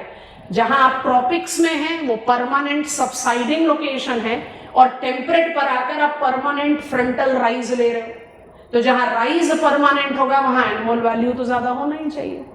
जस्टिफाई हो गया? ओके, इसके बाद मेरा थर्ड फैक्टर है coastal and maritime, maritime and continental. तो मरीटाइम एंड कॉन्टिनेंटल में इसको हाइड करना पड़ेगा। Savanna is drier than monsoonal, China type and Mediterranean type, China type and Mediterranean type is wetter than subtropical desert, European type and Manchurian type is wetter than steppe. क्यों? क्योंकि जितने margins पे रहोगे मरी time है वो wait होगा, जितना कॉन्टिनेंटल है वो ड्राई होगा। और यही कॉन्टिनेंटलिटी और मरी टाइम लोकेशन को ओरोग्राफी जस्टिफाई कर देती है। वो तो इस फिगर में दिखेगा नहीं क्योंकि ये तो 2 डायमेंशनल है। अभी थोड़ी देर पहले ही तो किया। मरी टाइम अगर ओरोग्राफी आ जाएगा तो विंडवर्ड साइड का नैरो बेल्ट मरी टाइम हो जाएगा और लीवर्ड साइड रेन शैडो हो जाएगा। तो ओरोग्राफी भी प्रेसिपिटेशन पैटर्न को इन्फ्लुएंस करती है। मेरे ख्याल से चारों समझ में आ गया। मुझे एनुअल अमाउंट ऑफ प्रेसिपिटेशन पता है, मुझे चारों डिटरमाइनर्स भी पता है, पर मैं आंसर ऐसे नहीं लिख सकती। तो हम कैसे आंसर लिखते हैं? हम लिखते हैं we divide world into 7 precipitation regions as determined by effective air masses, as determined by effective air masses. कौन सा प्रेसिपिटेशन रीजन 1 है? सबसे आसान रीजन है, वहीं से शुरुआत कर लेते हैं। It is wet equatorial. ध्यान से सुनते जाओ, आपके लिए कुछ नया नहीं है। What is wet equatorial precipitation region? confined in equatorial belt, experiencing absolute instability of maritime equatorial air mass throughout the year, with convectional precipitation. Type भी लिखना पड़ेगा, फॉर्म भी लिखना पड़ेगा। Convectional precipitation, wherein rain and drizzle dominates, hail is not ruled out. And because we can have, and we do have, presence of orography in this region, we don't rule out on orographic precipitation, but that is something which is secondary. लिखो चाहे छोड़ो. So what is the nature of precipitation region? Number 1, it is an excellent example of absolute instability, maritime equatorial air mass, convectional type of precipitation, rain, drizzle and hail as forms of precipitation. जगह का नाम बता दो। 10 degrees north से 10 degree south as Amazon basin, full stop, out. आ जाओ second में। It is trade wind belt. Trade wind belt is identified with seasonal precipitation. Summer concentrated, because during winters it remains in influence of continental tropical air mass. Only during summers, maritime tropical air mass tends to advect and causes precipitation. पहले diagram को देखो, causes precipitation that ranges between 75 to more than 200 centimeters. Savanna और monsoonal दोनों आ गया ना. 75 to more than 200 centimeters amount increasing towards maritime zone. What is the type of precipitation here? Convectional, orographic and cyclonic. What are the forms of precipitation here? Rain, drizzle, hail. Orography है, Himalayas है, snow हो सकता है, sleet भी हो सकता है. I hope you are understanding, because upland है, but वो rare है, वो location specific है. Which are the forms of precipitation likely here? Rain, drizzle, hail, and in orographic precipitation, I don't rule out snowfall and sleet. Sleet define करो. Partially molten snow. आप लो latitude पर कौन सा form of precipitation rule out करते हैं? Snow. वो कहां possible हो सकता है? जहां हाइट हो. आप हाई लैटिट्यूड में कौन सा टाइप ऑफ प्रेसिपिटेशन, टाइप पूछ रहे हैं, कौन सा type of precipitation rule out कर दोगे? कन्वेक्शनल, क्योंकि आपकी कैपेसिटी नहीं है राइज करने की, फ्रंटल राइज ही होगा. बस इन बेसिक पॉइंट्स को पकड़ कर रखना है. अब थोड़ा सा कंफ्यूजिंग केस को हैंडल करें, ध्यान से सुनना, क्योंकि हमें आदत है सब ट्रॉपिकल को अलग लेने की और टेम्परेट को अलग लेने की. यहां हमने 6 को 3 में कन्वर्ट कर दिया है. China type, Manchurian type together है, BWK और BS टुगेदर है, CS और CF टुगेदर है. यस और नो? तो इसको हैंडल करने में थोड़ी सी कंफ्यूजन होती है. वेस्टर्लीज बेल्ट को पकड़ो. वेस्टर्लीज बेल्ट का जो प्रेसिपिटेशन रीजन है उसको हमने क्या नाम दिया है? कौन कौन सा कंबाइन हो गया? CS और CF. Westerly belt precipitation region. Westerly is the only planetary wind जो लो लैटिट्यूड से हाई लैटिट्यूड जाता है. अग्री? ट्रेड विंड हाई से लो जाता है, पोलर विंड हाई से लो जाता है, वेस्टर्ली लो से हाई जाता है. In the influence of maritime tropical air mass. पर जब आप यहां आओगे तो in the influence of maritime tropical as well as maritime polar air mass. Outbreak भी होगा, यस और no, and sub tropical high pressure का शिफ्ट भी होगा. समझ में आ रहा है कि नहीं? यहां पर कौन सा air mass? Continental tropical and continental polar. यहां कौन सा air mass? Permanent location of continental tropical. Logic है ना? समझ में आ रहा है कि नहीं? चलो अब जरा बहुत धीरे धीरे बोल रहे हैं, ध्यान से सुनना. दोनों पॉइंट्स एरियाज पे फिंगर पॉइंट करेंगे. Westerlies, mid latitude west margin. In the influence of maritime tropical air mass advected by westerlies, annual amount of precipitation ranges between 50 to 130 centimeters. Amount of precipitation increases with increase in sign of latitude. Not just this, precipitation changes from seasonal to perennial with increase in sign of latitude. Come on, CS, CF. What is the type of precipitation here? Type: convectional, frontal, orographic. What will be forms of precipitation here? Rain, drizzle, snow, sleet. Yes or no? Hail rule out कर दो. इस latitude पर hello नहीं मिलेगा आपको. I hope it is comfortable there. अच्छा, आप mid latitude के कॉन्टिनेंटल इंटीरियर पर आओ. It is mid-latitude desert and steppes.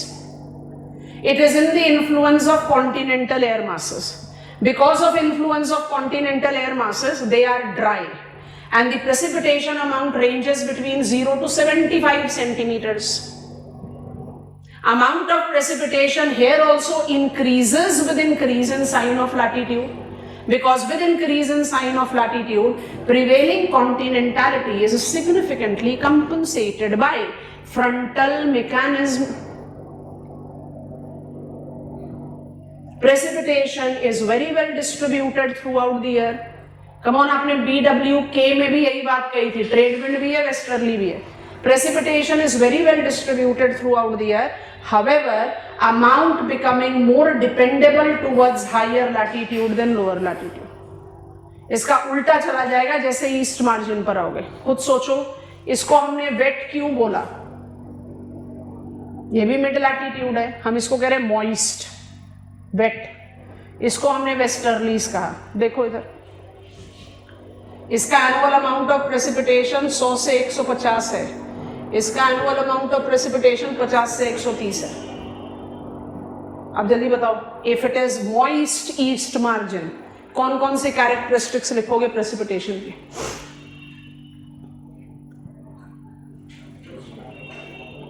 It is the climate, it is the precipitation region that is in the influence of both trade and polar winds, both trade and westerlies.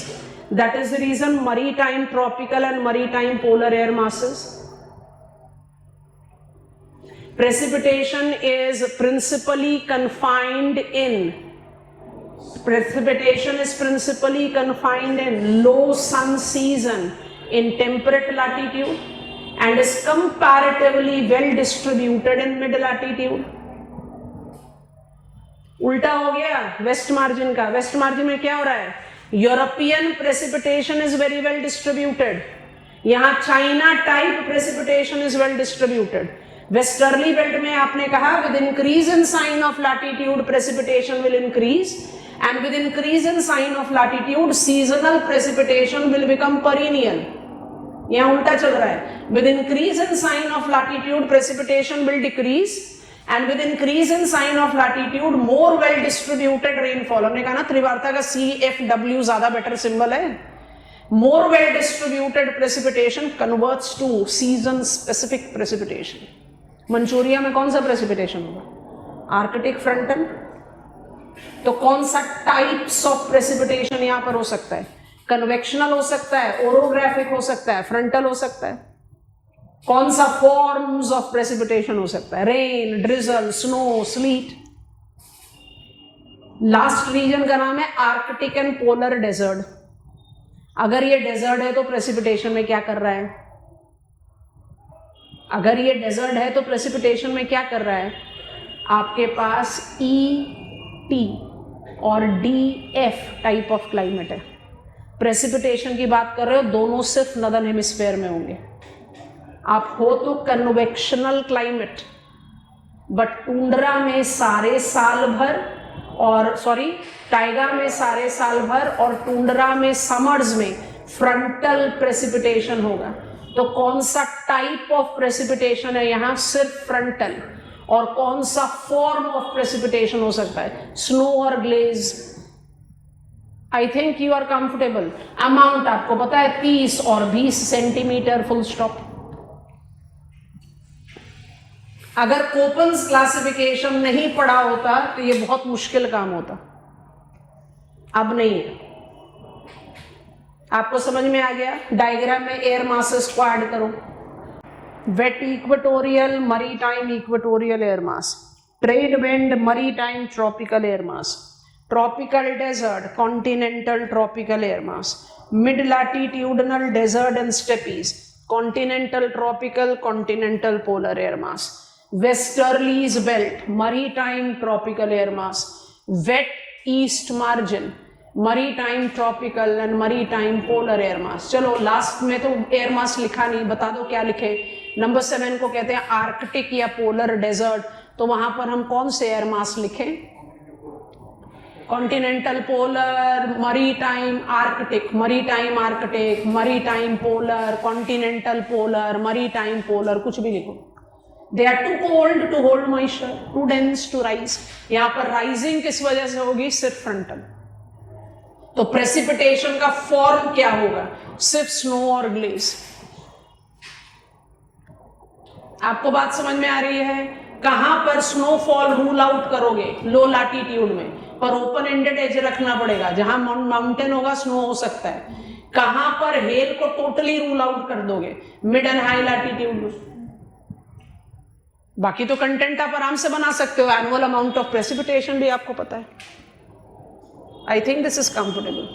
तो कोपन्स classification ने मुझे क्या क्या चीजों के लिए support कर दिया। पहला, I am very comfortable with demarcating climatic regions of the world because I can divide it as advectional and convectional climate. Thanks to Köppen's classification, it was easier.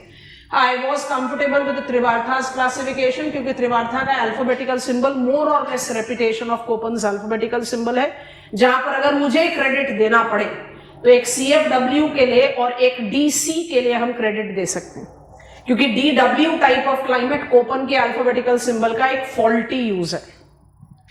और I can apply value to Köppen's climatic classification scheme in giving me the support to apply empirical base से लेकर genetic classification.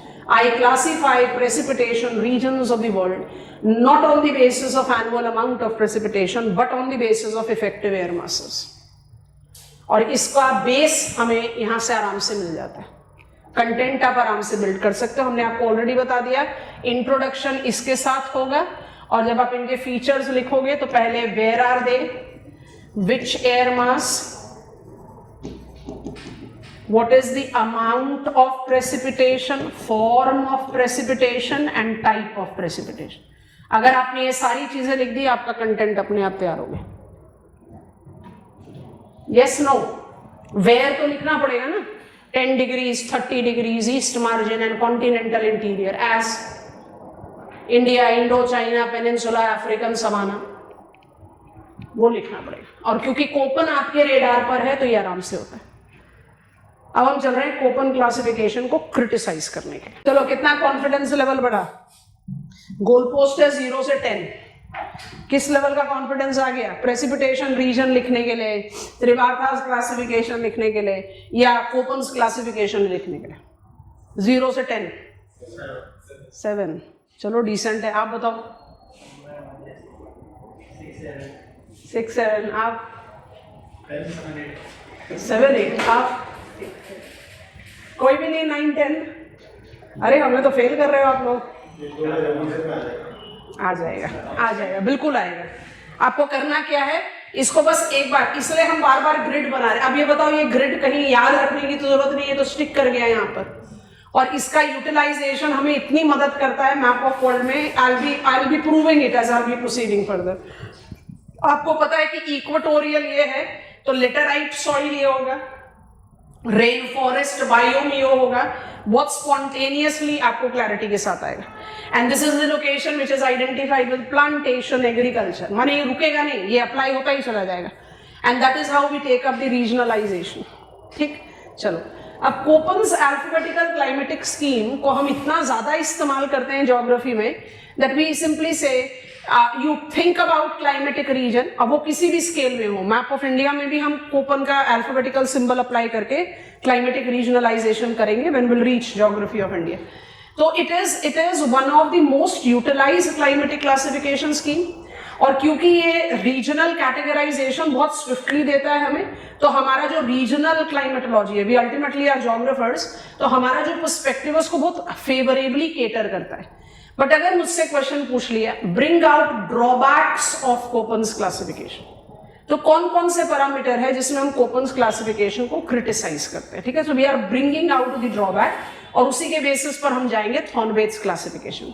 So we are taking up the reference of drawbacks. जो point लिख रहे हैं उसको साथ साथ में लिखते जाओ। 3 पॉइंट पर ही क्रिटिसाइज करते हैं। पहला अभी डिटेल में बता रहे हैं, आप बहुत आराम से कन्विंस हो जाओगे। This is something that you have to take into reference. Over generalisation,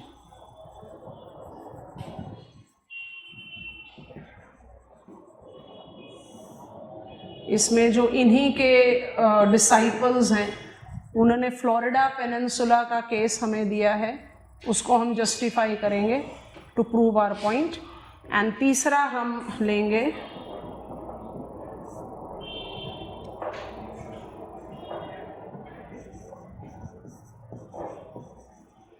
ignoring relativity of temperature and precipitation. याद करो कौन सा क्लाइमेटिक क्लासिफिकेशन स्कीम होता है जो रिलेटिविटी ऑफ टेम्परेचर और प्रेसिपिटेशन पर डिपेंड करता है? कितने क्लाइमेटिक क्लासिफिकेशन स्कीम के टाइप है? 3 है ना? कौन सा होता है जो रिलेटिविटी? अप्लाइड। और थॉर्नवेट का क्लासिफिकेशन क्या है? अप्लाइड। तो ये क्रिटिसिज्म मुझे थॉर्नवेट क्लासिफिकेशन पर ले जाएगा। आपने लिस्ट तैयार कर ली है तो आप 2 मिनट के लिए पेन ड्रॉप करोगे, हम जो समझा रहे हैं उसको फिर अप्रोप्रिएटली आप समझने के बाद कॉपी डाउन करना, और आप लिखेंगे भी बिल्कुल ऐसे ही। अगर आपसे क्वेश्चन पूछा गया bring out the drawbacks of Koppen's classification scheme, अब इसको ना स्ट्रेच एंड पुल्ड क्रिटिसिज्म बोलते हैं। आप इसको बहुत आराम से इग्नोर करके कोपन क्लासिफिकेशन का इस्तेमाल करते हो, पर अगर एग्जामिनर ने कहीं पूछ ही लिया कि मुझे क्रिटिसाइज करना ही है, ड्रॉबैक बताना ही है, तो मेरे पास पॉइंटर्स होने चाहिए कि हम किस पॉइंट पर उनको क्रिटिसाइज कर सकते हैं। सो आई बिगिन विद फर्स्ट। ये आयरनी है कि थॉर्नवेट जैसे स्कॉलर कहते हैं कि कोपन ने अल्फाबेटिकल सिंबल देकर अपना क्लासिफिकेशन को कंफ्यूजिंग बनाया। अभी 5 मिनट के समय के बाद हम समझेंगे कि थॉर्नवेट ज्यादा कंफ्यूज करते हैं हमें अपने अल्फाबेटिकल सिंबल से। कोपन तो बेचारे फिर भी ए का मतलब ए ही बता रहे हैं। So it's irony but it is there. तो यूज ऑफ अल्फाबेटिकल सिंबल के लिए हम कोपन को क्यों क्रिटिसाइज करते हैं? तो पहला चीज हमने किया है अनक्लियर यूज। अब इसको प्रूफ करने के लिए I want to take small f, मुझे अपना पॉइंट प्रूफ करना पड़ेगा ना एग्जामिनर को। डिकोड करो small F. Well distributed precipitation through out the year. Precipitation is better term, not rainfall, क्योंकि आप इसको डीएफ तक लेकर जा रहे हो, और डीएफ तक लेकर जा रहे हो तो वहां पर रेनफॉल नहीं होना चाहिए, है ना, टाइगर क्लाइमेट है। So well distributed precipitation. हमने इस अल्फाबेटिकल सिंबल को कम से कम 3 प्रिंसिपल कैटेगरीज के साथ अप्लाई किया है। एक को किया है एएफ टाइप ऑफ क्लाइमेट से, एक को किया है सीएफ टाइप ऑफ क्लाइमेट से, और एक को किया है डीएफ टाइप ऑफ क्लाइमेट से। अल्फाबेटिकल सिंबल जो स्कॉलर की चॉइस थी वो उसको कोई भी डिकोड देते, उन्होंने कहा वेल डिस्ट्रीब्यूटेड प्रेसिपिटेशन, हमने बड़ी हैप्पीली एग्री कर लिया। लेकिन जब इसका इस्तेमाल हो रहा है तो एक कैटेगरी में इसका इस्तेमाल 300 सेंटीमीटर्स ऑफ रेनफॉल के लिए हो रहा है, और एक कैटेगरी में इसका इस्तेमाल सिर्फ 30 सेंटीमीटर्स ऑफ रेनफॉल के लिए हो रहा है। इन बिटवीन आप वैल्यू डाल सकते हो, 130 सेंटीमीटर आपको पता है सीएफ का वैल्यू है। That means utilising F as alphabetical symbol, user is not getting the clarity of amount of precipitation, though fine it is giving me the information about well distributed rainfall. अच्छा case हो गया unclear use का। दूसरा हमने लिखा faulty use. Faulty use में हमने आपको ऑलरेडी बता दिया small w used with d। ये एक ही केस है जिसको आप फॉल्टी कह सकते हो। Faulty use of climatic classification में मंचूरियन टाइप ऑफ क्लाइमेट को DW कहना गलत था। क्यों? क्योंकि आर्कटिक फ्रंटल प्रेसिपिटेशन से बारिश होगी तो precipitation has to be winter specific, it can not be dry winter. तो ये बड़ा स्ट्रॉन्ग पॉइंट ऑफ क्रिटिसिज्म है कि जहां पर आपने यूज ऑफ अल्फाबेट ही गलत कर दिया। तीसरा लिखा है कंफ्यूजिंग यूज। अब इसके लिए आप रिकॉल करें थर्ड लेवल अल्फाबेटिकल सिंबल, जो समझाते समय भी हमने आपको कहा था हम यूज करेंगे क्रिटिसिज्म के लिए। हम इधर लिखते हैं, एक स्कॉलर के पास पूरी चॉइस थी, पूरी इंडिपेंडेंस थी, किसी भी अल्फाबेटिकल सिंबल को वो कोई भी मीनिंग दे सकते थे। तो उन्होंने अपनी चॉइस से हमें मीनिंग दिया कि ए का मतलब है summer temperature is more than 22 degrees Celsius. बस इसी को यूज करते हैं, उनकी मर्जी थी, उन्होंने ये इस्तेमाल किया। और ये इस्तेमाल करने के बाद वो डी टाइप ऑफ क्लाइमेट में इसका यूज कर देते हैं। आप खुद से सोचो, अगर इस ए का मतलब मोर than 22 degrees Celsius summer temperature है तो इस डी की वैल्यू तो खत्म हो गई। काहे का टेम्परेट क्लाइमेट जिसका summer temperature more than 22 degree Celsius होगा। I hope you are understanding. So in spite of the fact the scholar had all the possibility of giving any meaning whatsoever to any alphabetical symbol, he chose to give alphabetical symbols certain meaning, but while utilizing it specifically in the third level alphabetical symbols used with A, C and D type of climate, यहां पर use करते समय Köppen अचानक से ही relativity में आ रहे हैं। जब वो कह रहे हैं DFA, DFB, DFC और DFD, तो एक्चुअली ये ABCD का एक्चुअल वैल्यू जो हमें बता रहे हैं उसको नहीं यूज कर रहे, वो क्या कहना चाह रहे हैं, DFA is warmer than DFB।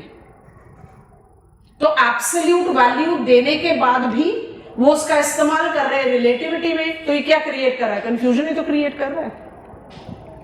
I hope you have understood it all.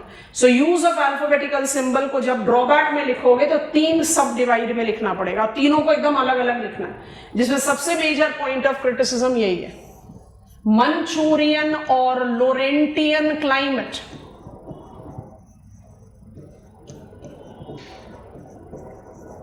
cannot be small w, which is decoded as dry winters, क्योंकि यहां पर precipitation mechanism only and only winter होता है। यहां तक कॉपी डाउन करो, फिर हम ओवर जनरलाइजेशन पर आते हैं।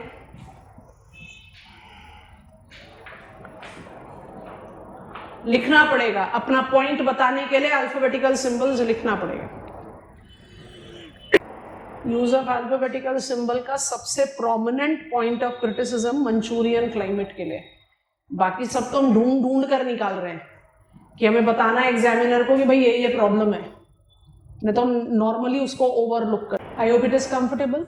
पॉइंट नंबर 2 ऑफ क्रिटिसिज्म कहते हैं over generalisation. Climate is aggregate of weather condition. Aggregation में आपको जनरलाइजेशन ऐसे भी करना पड़ेगा।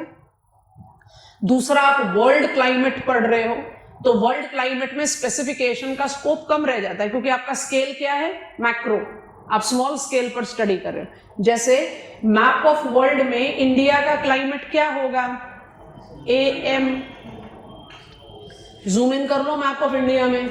जैसे इंडिया में जूम इन कर लिया, ग्रेट इंडियन डेजर्ट BWH हो जाएगा, हिमालयाज H हो जाएगा, यस और नो। तो जब आप स्केल कंसिडर करो या अदरवाइज क्लाइमेट को as aggregate of weather condition करो तो जनरलाइजेशन तो करना ही पड़ेगा। तो ये क्रिटिसिज्म का क्यों पॉइंट है, सोचो। एम्पेरिकल स्कीम जिन्होंने कोपन के क्लासिफिकेशन को फॉलो करके उसको इवेंचुअली एनरिच किया, उनका कहना है कि कोपन ने कुछ कुछ पॉइंट पर जानबूझकर एक्सेसिव जनरलाइजेशन किया, जिसमें फ्लोरिडा पेनिनसुला बहुत अच्छा केस है। फ्लोरिडा पेनिनसुला को हम ब्रीफ डायग्रामेटिक रिप्रेजेंटेशन दे रहे हैं, यहां पर रिकॉल करेंगे eastern shoreline of north America, ये मेरा मिसिसिपी मिसोरी डेल्टा है, ये मेरा युकाटन पेनिनसुला है, ये मेरा मस्कीटो पेनिनसुला है, ये मेरा California peninsula. Sufficient diagram ready हो गया। ये मेरा गल्फ ऑफ मेक्सिको है। आपको जब हमने डिमार्केट किया इस एरिया को, जब हमने स्टडी किया टेम्परेट साइक्लोनिक सर्कुलेशन में, तो हमने कहा लैटिट्यूड को अप्लाई करो। फ्लोरिडा पेनिनसुला कहाँ फॉल करता है, Florida peninsula falls into 10 degrees to 30 degrees north east margins of land. तो जो ओवर जनरलाइजेशन का क्रिटिसिज्म है वो ये है कि कई जगह पर, जिसमें फ्लोरिडा पेनिनसुला बहुत अच्छा केस है, तो हम इस पॉइंट को लेकर अपना पॉइंट प्रूफ करना चाह रहे हैं कि because my location is certain, आपने बाय डिफॉल्ट प्रिज्यूम कर लिया कि मेरा ये वाला क्लाइमेट होगा। जैसे फ्लोरिडा पेनिनसुला के केस में कोपन ने डिकोड कर दिया कि भाई ये मॉनसूनल क्लाइमेट होगा। हम इसको ओपन चैलेंज कर रहे हैं। क्यों कर रहे हैं? यस, इसका लोकेशन ट्रॉपिकल है, कोई डिनाई नहीं कर रहा। इसका लोकेशन ट्रॉपिकल ईस्ट मार्जिन है, वो भी कोई डिनाई नहीं कर रहा। लेकिन यहां पर number 1, precipitation is quite well distributed throughout the year. Summer में onshore maritime tropical air mass, autumn में हरिकेन्स, विंटर्स में temperate cyclone with rare possibility of squall line. हो गया, लिखे। तो वेल डिस्ट्रीब्यूटेड रेन किस किस की वजह से? मरीटाइम ट्रॉपिकल एयर मास, हरिकेन। रिकॉल करो, इस एरिया में ट्रॉपिकल स्टॉर्म, साइक्लोन और हरिकेन को हरिकेन बोला जाता है। उसके अलावा यहां पर टेम्परेट साइक्लोन रूल आउट नहीं होता, और रेयर पॉसिबिलिटी में यहां क्या रूल आउट नहीं होता? स्क्वॉल लाइन। सबको कंबाइन कर दो, precipitation is very well distributed throughout the year. कौन सा सिंबल बदल जाना चाहिए? स्मॉल m की जगह f हो जाना चाहिए। अगर आपका प्रेसिपिटेशन सारे साल भर वेरी वेल डिस्ट्रीब्यूटेड है तो आप एक मरीटाइन क्लाइमेट है, आप लोकेशनली ट्रॉपिकल हैं बट आप इक्वेटेबल होंगे, तो आपका टेम्परेचर कंडीशन सब ट्रॉपिकल होगा। बट क्योंकि आप ट्रॉपिकल लोकेशन में है तो समर डेफिनेटली बहुत डिफाइंड होगा, तो summer temperature more than 22 degrees Celsius. Florida peninsula का मॉडिफाइड सिंबल CFA है, AM नहीं है। Are you understanding? ये जनरलाइजेशन क्यों हो गया? लोकेशन के हिसाब से हो गया। और ये जनरलाइजेशन क्या कर रहा है? मिसलीड कर रहा है ना। आप इग्नोर करो, हम इग्नोर करते हैं, हम बिल्कुल इग्नोर करते हैं। क्यों? हम इतनी स्पेसिफिक लोकेशंस को क्यों पकड़े? हम तो मैप ऑफ वर्ल्ड में हैं। पर अगर एग्जामिनर ने कह दिया कि आपको ड्रॉबैक ब्रिंग आउट करना है तो ये ड्रॉबैक है। Kindly, Florida peninsula as per its location can be AM type of climate but actually qualifies to be CFA type of climate. Subtropical, very well distributed precipitation with summer temperature more than 22 degrees Celsius. ये आप क्या कर रहे हो? Magnified glass लेकर limiting points को highlight कर रहे हैं। अदरवाइज हम ये सारे लिमिटिंग पॉइंट को इग्नोर करते हैं और कोपन्स क्लासिफिकेशन स्कीम का ही इस्तेमाल करते हैं। जो थर्ड पॉइंट ऑफ क्रिटिसिज्म है वो थोड़ा सा ज्यादा रेलेवेंट है, जिसको हम ओवरलुक नहीं करते। वो क्या कहता है? Ignoring relativity of temperature and precipitation. ये मुझे पूरा का पूरा थॉर्नवेट्स क्लासिफिकेशन स्कीम देगा, तो एकदम ब्रीफ अप्लाई करते हैं। आपको जब क्लाइमेटिक क्लासिफिकेशन की कैटेगरीज बता रहे थे डे बिफोर यस्टरडे, तब भी समझा दिया था। एम्पेरिकल स्कीम हमेशा इस पॉइंट पर क्रिटिसाइज होगी, क्योंकि एम्पेरिकल स्कीम क्या कहती है? ये टेम्परेचर, ये प्रेसिपिटेशन, ये क्लाइमेट। रियलिटी होता है कि टेम्परेचर का अमाउंट प्रेसिपिटेशन की एफिशिएंसी को इन्फ्लुएंस करता है और प्रेसिपिटेशन का अमाउंट टेम्परेचर की एफिशिएंसी को इन्फ्लुएंस करता है। थॉर्नवेट ने सीधा सीधा सवाल पूछा, कोपन के क्लासिफिकेशन स्कीम को अप्लाई करके आप कैसे प्रूफ करोगे कि 30 सेंटीमीटर्स का रेनफॉल एक जगह डेजर्ट बना रहा है और दूसरी जगह फॉरेस्ट बना रहा है? BWH का भी 30 सेंटीमीटर का रेनफॉल है और टाइगा फॉरेस्ट का भी 30 सेंटीमीटर का रेनफॉल है। अगर total amount is the determiner of prevailing climate, तो आप इस एनोमली को कैसे एक्सप्लेन करोगे? इस एनोमली को आप एक्सप्लेन करते हैं in relativity of temperature and precipitation. 30 centimeters of precipitation in tropical latitude proves to be less efficient because high temperature will evaporate maximum amount. ये बेस है अप्लाइड कैटेगरी ऑफ क्लासिफिकेशन का।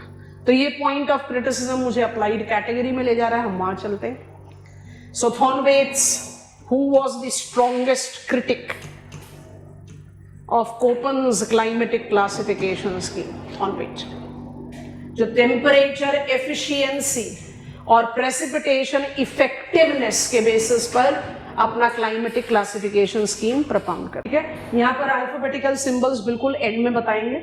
उसकी requirement सिर्फ इसलिए रहेगी दो चीजों के लिए। कई बार 20 मार्क का क्वेश्चन आ जाता है और मुझे कंटेंट बिल्ड करने के लिए एग्जामिनर को अल्फाबेटिकल सिंबल्स देने पड़ेंगे। और दूसरा, हम इस क्लासिफिकेशन स्कीम को भी अप्लाई करेंगे इंडियन मैप पर, जब हम इंडियन क्लाइमेटिक रीजनलाइजेशन करेंगे। अब अपने दिमाग से सबसे पहले ये मिथ हटाना है कि थॉर्नवेट का क्लासिफिकेशन स्कीम कोपन के क्लासिफिकेशन स्कीम के रिटेलिएशन में कभी बाद में पब्लिश हुआ। सबसे पहला क्लाइमेटिक क्लासिफिकेशन स्कीम इनका 1931 में ही पब्लिश हुआ, जब कोपन का क्लाइमेटिक क्लासिफिकेशन स्कीम पब्लिश हुआ। इन 1931 scheme he attempted to identify humidity provinces. उन्होंने क्लाइमेटिक रीजन्स को कैसे डिमार्केट किया? ह्यूमिडिटी प्रोविंसेस में। तो आपके बैकग्राउंड में ये पता होना चाहिए, तो हम इसको जल्दी से क्रिएट आउट कर देते हैं। हमारे साथ कॉपी डाउन कर लो। ह्यूमिडिटी प्रोविंसेस को डिमार्केट करने के लिए इन्होंने अल्फाबेटिकल सिंबल्स का इस्तेमाल किया, which was based on index of moisture, जहां पार मॉइस्ट में इंडेक्स ऑफ मॉइस्चर का मैक्सिमम वैल्यू और एरिड में मिनिमम वैल्यू रहा। इंडेक्स ऑफ मॉइस्चर का क्या लॉजिक है, कैलकुलेशंस हम नहीं लेते, बट इसको समझे कैसे पहले आप लिख लो। और इन्होंने भी सबके साथ वेजिटेशन ऐड किया, तो हम वेजिटेशन का नाम भी लिख देते हैं, तो हमारा जो प्रिंसिपल बेस है वो क्लियर हो जाएगा। पार मॉइस्ट को आप कहते हो रेन फॉरेस्ट, मॉइस्ट को आप एसोसिएट करते हैं फॉरेस्ट के साथ, सब ह्यूमिड को आप एसोसिएट करते हो सवाना के साथ, सेमी एरिड को आप एसोसिएट करते हो स्टेपी के साथ, और एरिड को आप एसोसिएट करते हो डेजर्ट वेजिटेशन या ज़ेरोफाइट्स के साथ। तो इन्होंने भी वेजिटेशन को अप्लाई किया। पहले आप इसको कॉपी डाउन करो, यहाँ पर बल्क बहुत कम है, समझना बहुत जरूरी है। अल्फाबेटिकल सिंबल्स बिल्कुल एंड में बताएंगे। 31 एक इंट्रोडक्शन देना जरूरी है ताकि दिमाग में रहे कि थॉर्नवेट्स क्लासिफिकेशन स्कीम 48 में नहीं पब्लिश हुआ पहली बार। अच्छा आप समझो ये applied category of climatic classification है। तो applied category of climatic classification में अगर आपने किसी क्लाइमेट को ए डिनोट किया और आप कह रहे हैं कि वो पार मॉइस्ट क्लाइमेट है, तो इसका ये मतलब नहीं है कि वहां 300 सेंटीमीटर का रेनफॉल हो रहा है। उसका मतलब क्या है, रेनफॉल की एफिशिएंसी बहुत हाई है, अमाउंट जितना भी हो उसका मैक्सिमम अमाउंट पीछे छूटता है इवेपोरेशन के बाद, इसलिए वो पार मॉइस्ट है। अपने दिमाग में बस ये बात रखना है। तो अप्लाइड कैटेगरी ऑफ क्लासिफिकेशन में कोई ह्यूमिडिटी प्रोविंस ह्यूमिड है या पार ह्यूमिड है, उसका मतलब ये नहीं कि उसमें अमाउंट ऑफ प्रेसिपिटेशन कितना है, उसका मतलब है कि प्रेसिपिटेशन की एफिशिएंसी कितनी है। अगर प्रेसिपिटेशन की एफिशिएंसी बहुत हाई है तो किस तरीके से हाई हो सकती है, एनुअल अमाउंट ज्यादा हो सकता है प्रेसिपिटेशन का, या प्रीवेलिंग टेम्परेचर कम हो सकता है, दोनों को कंबाइन करके। तो यहां पर एब्सोल्यूट वैल्यू आप नहीं ले रहे। 31 में ही propose the scheme, 5 humidity provinces बताए और इसको लगातार इंप्रूव करते गए वो, एंड इवेंचुअली 1948 में अपना स्कीम दिया जिसके लिए वो ज्यादा जाने जाते हैं। तो 31 में जब इनका क्लासिफिकेशन स्कीम आया, कोपन का बैक टू बैक आया, Koppen's empirical classification scheme took the centre stage in geographical study. Thornthwaite के क्लासिफिकेशन स्कीम को इतना सपोर्ट नहीं मिला, he started continuing on improving his classification scheme, और ये करते करते करते करते 1948 is the climatic classification scheme for which he is known. तो आप अगर क्वेश्चन पेपर देखोगे प्रीवियस ईयर क्वेश्चन में, तो we have encountered a question which has asked us to write 1948 scheme of Thornthwaite, क्योंकि नॉर्मली हम थॉर्नवेट को उसके 1948 क्लाइमेटिक क्लासिफिकेशन स्कीम के लिए जानते हैं। तो कई बार हमारे दिमाग में एक मिसलीडिंग इंफॉर्मेशन आ जाती है कि थॉर्नवेट का क्लासिफिकेशन स्कीम कोपन के स्कीम के बाद पब्लिश हुआ, साथ साथ हुआ। 48 is the scheme for which he is known. अब 48 का स्कीम क्या है उसको हम लर्न कर रहे हैं। सो 31 में पहला स्कीम पब्लिश हुआ, could not generate that kind of buzz which Köppen did, and attempted to improve on his applied category of climatic classification, very strongly believing कि किसी भी लोकेशन का क्लाइमेट वहां का ना तो एब्सोल्यूट टेम्परेचर होता है ना प्रेसिपिटेशन होता है, it is relativity of the two, and I think all of us will agree to that. और यही रिलेटिविटी जो है उसको क्लाइमेटिक क्लासिफिकेशन का बेस बनाना चाहिए, and that is the reason he attempted to improve over it and ultimately came up with 1948 climatic classification scheme. अब 1948 climatic classification scheme का क्या बेसिस है, जल्दी जल्दी से हमारे साथ कॉपी डाउन करते जाओ। 1948 scheme, for which he basically is known, of potential evapotranspiration, element of weather and climate. Scholar insisted that in place of temperature and precipitation, potential amount that gets evaporated or transpirated should be considered for climatic regionalization.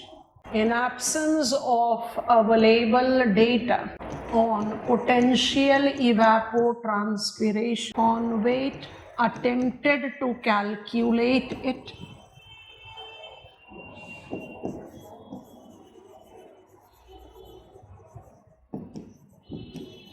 using 4 indexes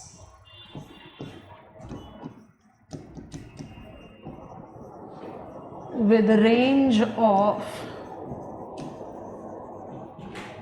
alphabetical symbols। ये हम थोड़ी देर बाद पढ़ेंगे।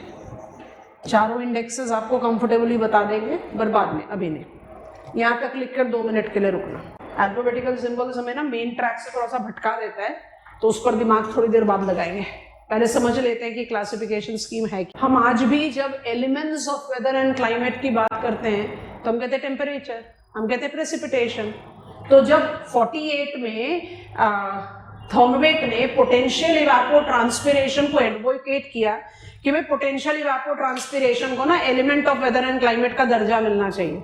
And how he defined it? He defined it, what is the potential amount of moisture that will get evaporated or transpirated after attainment of moisture? मतलब in place of giving recognition to temperature and in place of giving recognition to precipitation, दोनों को combine कर लो, कितना precipitation हुआ और कितना prevailing temperature है, वही तो decide करेगा कि कितना amount evapotranspirate हो गया, और जितना अमाउंट इवेपोट्रांसपिरेट हो गया उसके पीछे जो मॉइस्चर बचेगा वही आपका क्लाइमेट डिसाइड करेगा। तो आज की डेट में भी आपको पोटेंशियल इवेपोट्रांसपिरेशन तो कैलकुलेट करना पड़ेगा। ना तो IMD ना WMO पोटेंशियल इवेपोट्रांसपिरेशन का डेटा देता है, डेटा तो टेम्परेचर का आता है या प्रेसिपिटेशन का आता है। तो he had to calculate potential evapotranspiration, और उस कैलकुलेशन के लिए इन्होंने 4 इंडेक्सेस बनाए। हर इंडेक्स का अलग अल्फाबेटिकल सिंबल है। अभी 5 मिनट में हम वहां पहुंच रहे हैं, will learn it. In alphabetical symbols और चारों इंडेक्सेस को बनाकर ही गेव अस अप्रोक्सीमेट, अब बहुत ध्यान से सुनते जाना, इन चारों इंडेक्सेस का इस्तेमाल करके he identified some 120 different types of climate. जब कंबाइन किया पोटेंशियल इवेपोट्रांसपिरेशन के 4 इंडेक्सेस को, तो 120 डिफरेंट टाइप्स ऑफ क्लाइमेट को बना पाए कंबाइन कर करके अल्फाबेटिकल सिंबल्स को, जिसमें से only 32 could be plotted by him on map of world. अब जैसे हम ये वाला स्टेटमेंट रीड करते हैं ना, हम फटाफट से क्या पॉइंट का क्रिटिसिज्म ले लेते हैं कि जहां पर कोपन मास्टर है, कोपन कहां पर मास्टर है? Regional climatology. आप कोपन का अल्फाबेटिकल सिंबल लेके पहुंचो मैप ऑफ वर्ल्ड पर, आप आराम से बता दोगे यहाँ ये क्लाइमेट, यहाँ ये क्लाइमेट, यहाँ ये क्लाइमेट। 120 क्लाइमेट बताने वाला स्कॉलर खुद ही 32 क्लाइमेट प्लॉट कर पाया। तो हमारे दिमाग में क्या इंप्रिंट आ जाता है? रीजनल क्लाइमेटोलॉजी में इनका वैल्यू नहीं है, गलत। 32 तो प्लॉट किया। This calculated classification, don't forget, is applied. यहां पर जनरलाइजेशन का स्कोप बहुत कम है। एम्पेरिकल स्कीम में जनरलाइजेशन का स्कोप बहुत ज्यादा होता है, अप्लाइड स्कीम में जनरलाइजेशन का स्कोप बहुत कम है। क्योंकि स्कोप कम है तो जितना स्मॉल स्केल पर आते जाओगे आपको अप्रोप्रिएट काउंटर पार्ट मिलेगा नहीं, जितना स्केल एनलार्ज कर लोगे आपको मिल जाएगा।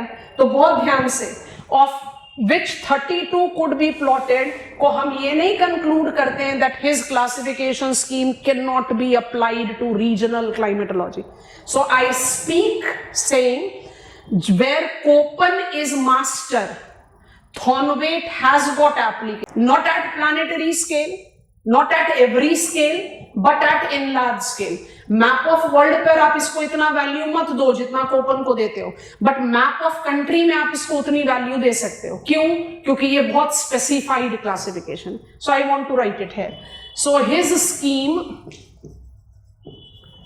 Has regional climatology value but at larger scale. और यहां पर हम सिर्फ ब्रैकेट में लिख देंगे इंडिया, जो अभी हम नहीं लर्न करेंगे, बट जैसे हम इंडियन क्लाइमेट में आएंगे हम map of India with 11 climatic region using Thornthwaite's classification तैयार कर लेंगे। हम एग्जामिनर को अपना मैप देकर अपना पॉइंट प्रूफ कर देंगे। ठीक है, पहला पॉइंट हमेशा याद रखेंगे। ए बी 120 क्लाइमेट बताया और 32 को प्लॉट करा, तो रीजनल क्लाइमेटोलॉजी में इस क्लासिफिकेशन की वैल्यू कम है। 2 मिनट रुको, अभी समझो फिर फटाफट से लिख लेना। रीजनल क्लाइमेटोलॉजी में इसकी वैल्यू कम है, अग्री कर ले, कम है।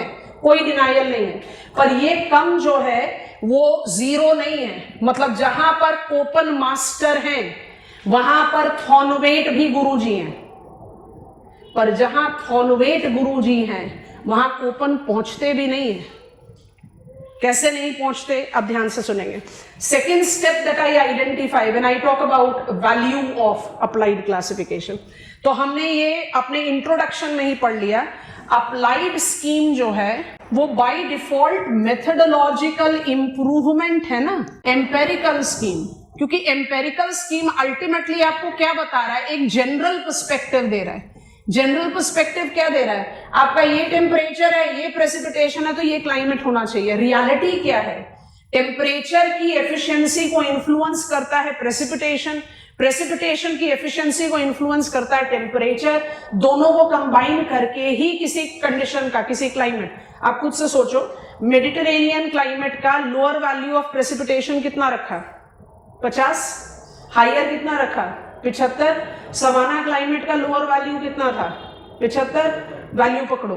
मेडिटेरेनियन क्लाइमेट का प्रेसिपिटेशन 75 सेंटीमीटर, सवाना क्लाइमेट का प्रेसिपिटेशन 75 सेंटीमीटर, फिर भी मेडिटेरेनियन ज्यादा ड्राई क्लाइमेट, क्योंकि जिस समय इवापोरेशनल लॉस होता है तब तो बारिश होती नहीं है। गेटिंग इट और नॉट? तो कौन सा क्लासिफिकेशन ये चीज मदद करता है मुझे समझने में, applied. Applied climatic classification scheme is methodological improvement over empirical scheme। तो कोपन के ऊपर थॉर्नवेट बाय डिफॉल्ट वैल्यूएबल है। क्यों है? क्योंकि it denotes precipitation efficiency और temperature effectiveness। अब ये दोनों पॉइंटर लिखो, फिर हम तीसरा पॉइंट लिखेंगे, सी, अभी रिजर्व में रखा, फिर समझाते हैं अल्फाबेटिकल सिंबल। आपको लगता है कि क्वेश्चन की डिमांड है कि आपको अल्फाबेटिकल सिंबल्स बनाने चाहिए, तो कॉर्नर में टैब्यूलर बना देना। नॉलेज में तो जरूर रहना पड़ेगा, तो मिस तो नहीं कर सकते।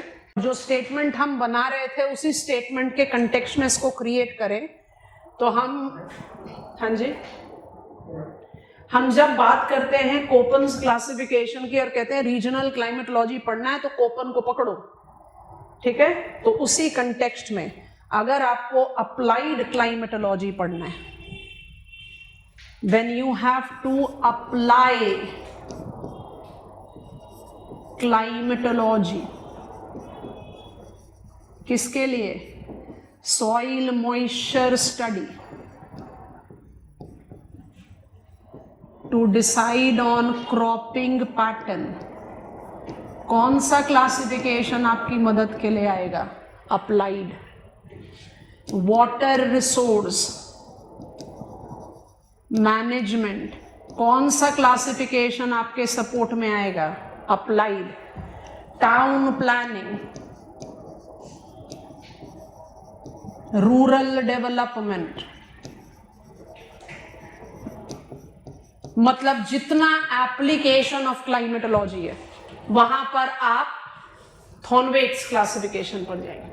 सॉइल मॉइस्चर का क्या फ्लक्चुएशन है, ग्राउंड वाटर टेबल का क्या फ्लक्चुएशन है, कौन सा क्रॉप किस सीजन में कल्टीवेट होना चाहिए। टाउन एंड अर्बन प्लानिंग का सबसे मेजर फोकल पॉइंट आज की डेट में वर्ल्ड वाइड है water resource, drinking water supply. हम अभी तक भी डिग्निफाइड लिविंग नहीं दे पाए अपने रूरल एंड अर्बन ड्वेलर्स को। Sanitation continues to be a problem. Sustainable development goal 11, inclusive resilient safe urban areas. So you have to understand कि ये सारी चीजों की प्लानिंग के लिए मुझे कौन सा क्लाइमेटिक क्लासिफिकेशन स्कीम लेना पड़ेगा, अप्लाइड।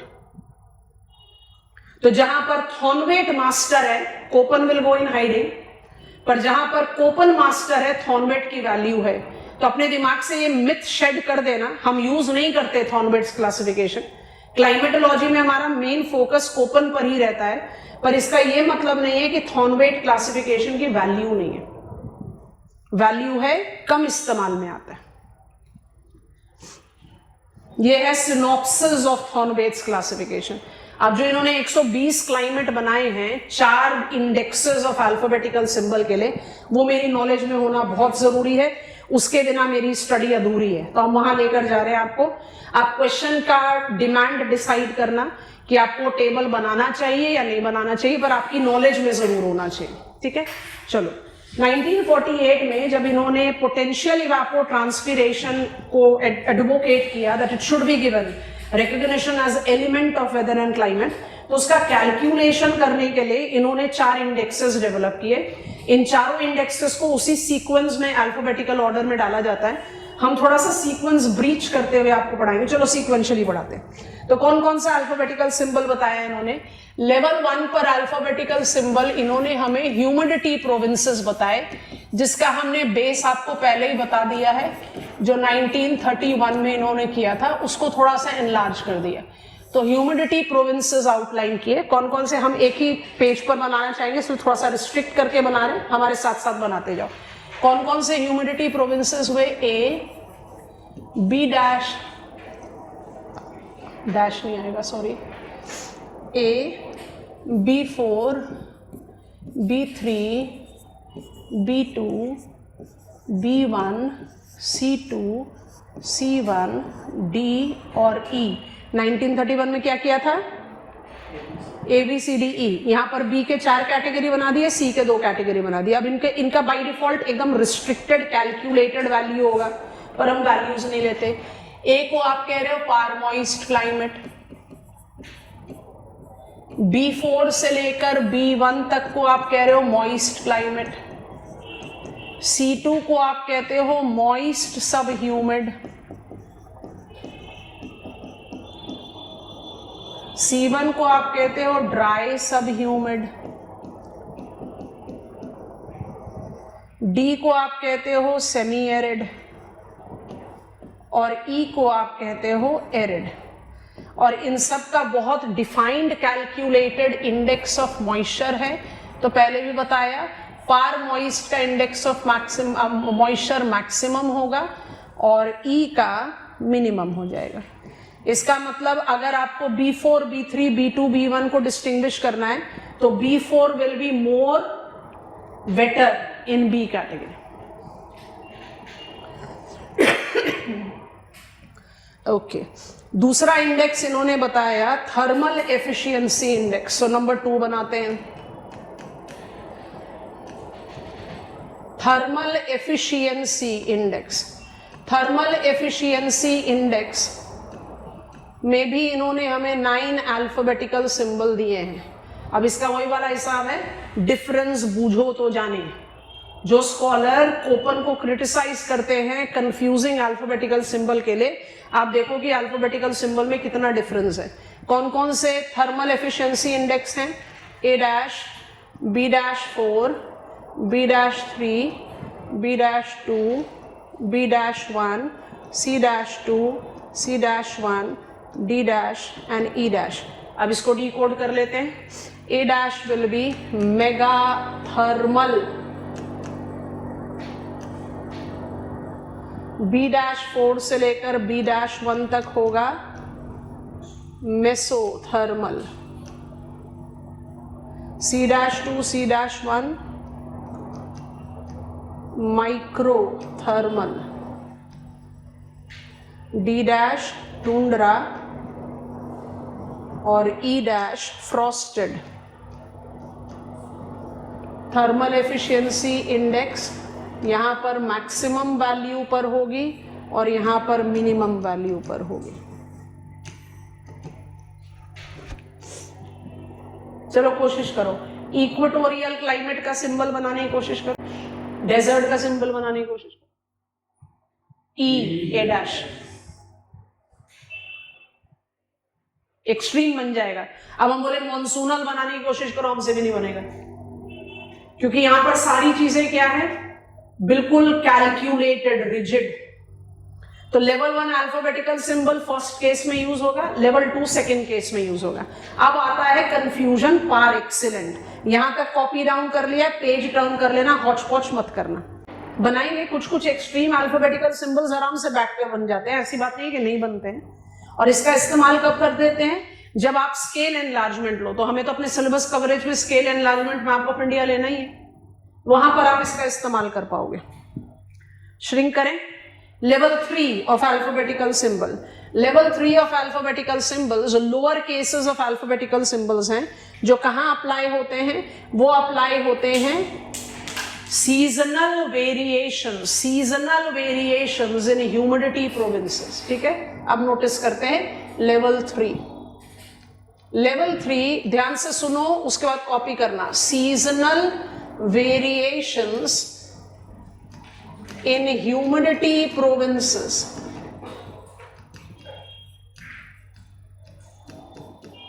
इसको डिमार्केट करने के लिए स्कॉलर ने हमें 2 set of lower cases alphabetical symbols दिए। अब ये 2 केसेस या 2 सेट कौन से हैं? डिवाइड करते हैं। थोड़ा सा ध्यान से सुनो, फिर एकदम पकड़ में आ जाएगा तो उसके बाद उसको यूटिलाइज करना आसान होगा। क्या क्या है ध्यान से? एरिडिटी इंडेक्स,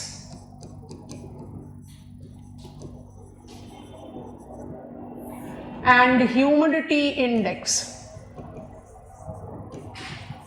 अब अगर हम यहीं पर छोड़कर आपको इसके अल्फाबेटिकल सिंबल देना शुरू करें तो एक मैसिव कंफ्यूजन हम डेवलप कर लेते हैं, जो इवेंचुअली हटाना मुश्किल होता है। तो हम हर बेबी स्टेप लेकर आगे बढ़ते हैं। एरिडिटी इंडेक्स कौन से क्लाइमेट के लिए अप्लाई की जाती है? एरिडिटी इंडेक्स अप्लाई की जाती है ह्यूमिड क्लाइमेट के लिए। डोंट फॉरगेट, आप applied category of climatic classification की बात कर रहे हैं। तो आप एरिडिटी इंडेक्स के रेफरेंस में कौन से क्लाइमेट को मेजर करोगे? ह्यूमिड को। कहने का मतलब, if I have to normally say this location is humid, हम उसको क्या बोलेंगे? This location is never with water deficiency. Aridity index is applied for humid climate. नाक को उल्टा पकड़ना है, क्योंकि कौन सा कैटेगरी ऑफ क्लाइमेटिक क्लासिफिकेशन है? अप्लाइड। ठीक है, और ह्यूमिडिटी इंडेक्स किसके लिए अप्लाई किया? एरिड क्लाइमेट के लिए। अब अल्फाबेटिकल सिंबल लेते हैं। अल्फाबेटिकल सिंबल फेस वैल्यू पर सिर्फ एक डिफरेंट है, बाकी सब सेम है, बट मीनिंग कितना कंफ्यूजिंग है 2 मिनट में समझते हैं। तो आई टेक, सारे लोअर केसेस हैं। एरिडिटी इंडेक्स से शुरुआत करते हैं। I have got small r, फिर s, फिर w, फिर s2, फिर W2। ठीक, और यहां पर है स्मॉल d, उसके बाद फिर S, फिर W, फिर S2, फिर W2। अब रुको, 2 मिनट के लिए रुको। एक को पकड़ोगे सारा पकड़ में आएगा, रुकना है, समझना है। R, what is the index? Index is aridity index for humid। Aridity index for humid. So R को हम डिकोड कर रहे हैं क्या? No deficit. नॉर्मली हमें क्या कहना चाहिए? ऑलवेज सरप्लस, पर हम क्या रहे हैं? No deficit. क्यों हम ऐसा कह रहे हैं? क्योंकि हमने एरिडिटी इंडेक्स ह्यूमिड क्लाइमेट के लिए लगाया। ठीक है, अब पकड़ो जरा ध्यान से। स्मॉल s को यहां समर्स पकड़ना है इस इंडेक्स में, तो s को डिकोड करो माइनर समर डेफिसिट।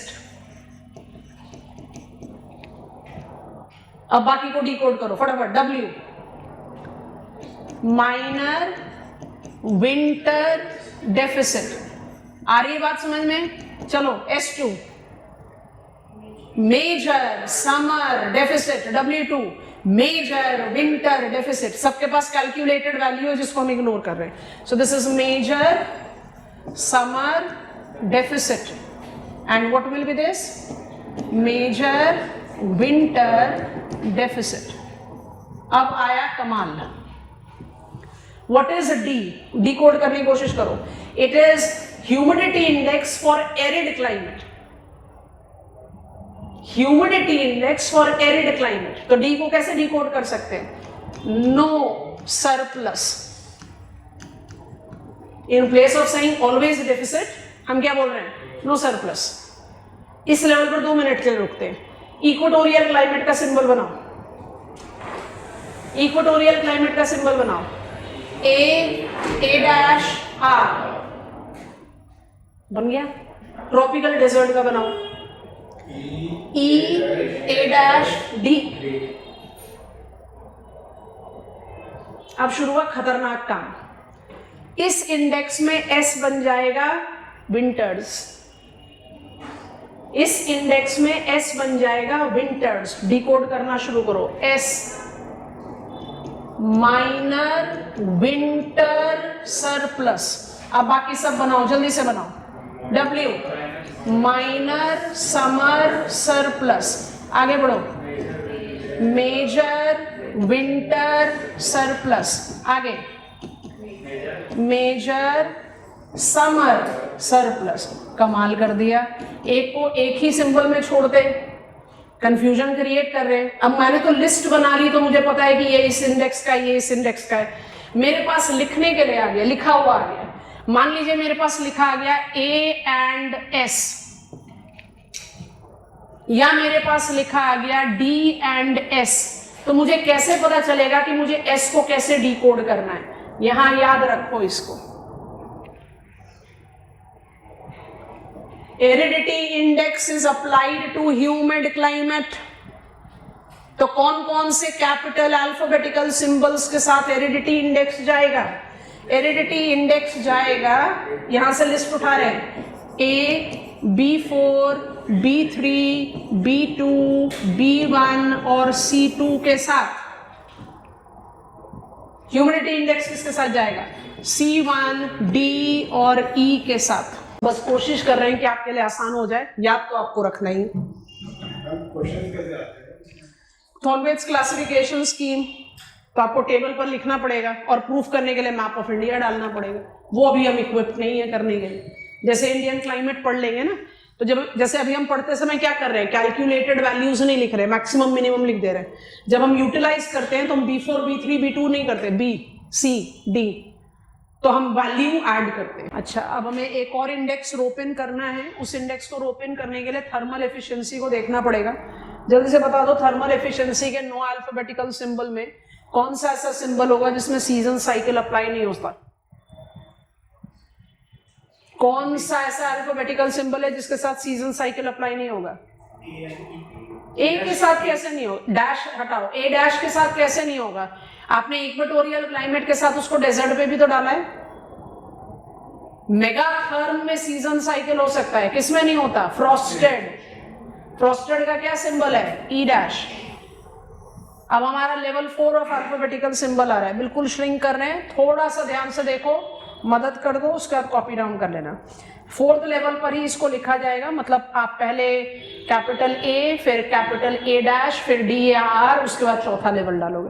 तो चौथा लेवल ऑफ अल्फाबेटिकल सिंबल क्या है? नोटिस करेंगे, सीजनल वेरिएशन।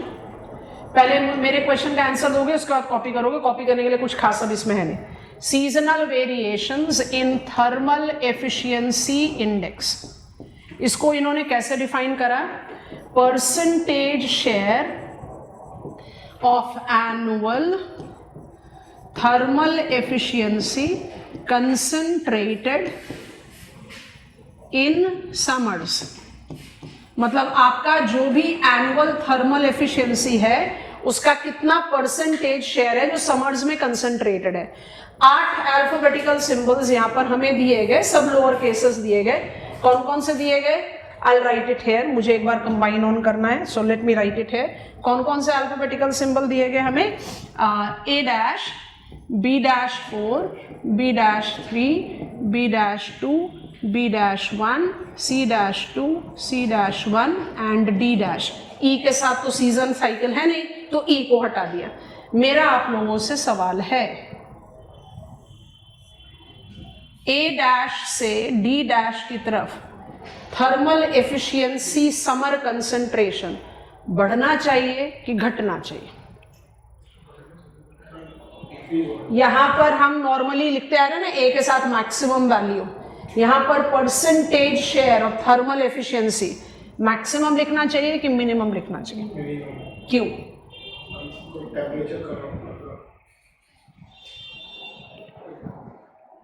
दूसरी तरह से पूछते हैं कि आंसर तो फटाफट अच्छा सा दिया था, हमें एक्साइटमेंट में दे दिया, फिर जवाब नहीं दे रहे हो।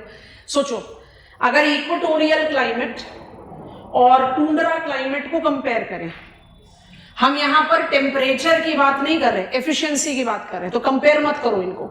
इक्वेटोरियल क्लाइमेट में सारे साल भर हाई टेम्परेचर रहता है, सारे साल भर हाई टेम्परेचर रहता है। इसका मतलब टेम्परेचर एफिशिएंसी सारे साल भर डिस्ट्रीब्यूटेड है, और टुंड्रा में पहुंचोगे तो क्या होगा, सारे साल भर की जितनी भी थर्मल एफिशिएंसी है बहुत कम होगी, पर उसका मैक्सिमम ब्रीफेस्ट पार्ट ऑफ समर में कंसंट्रेटेड होगा। Lower the latitude, well distributed thermal efficiency, lesser will be concentration, higher the latitude, come on,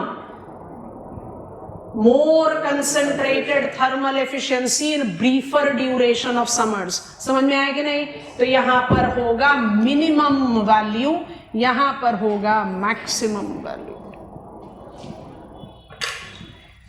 lower latitude में थर्मल एफिशिएंसी का जो एनुअल शेयर है वो सारे साल भर डिस्ट्रीब्यूटेड रहता है, तो परसेंटेज शेयर का कंसंट्रेशन मिनिमम ही तो होगा। अब बनाओ इक्वेटोरियल क्लाइमेट का symbol, A dash R A dash, A permoist, A dash megatherm, R no deficit, A dash minimum concentration of annual thermal efficiency during summers, सारे साल भर समर्स है तो कंसेंट्रेशन तो मिनिमम होगा।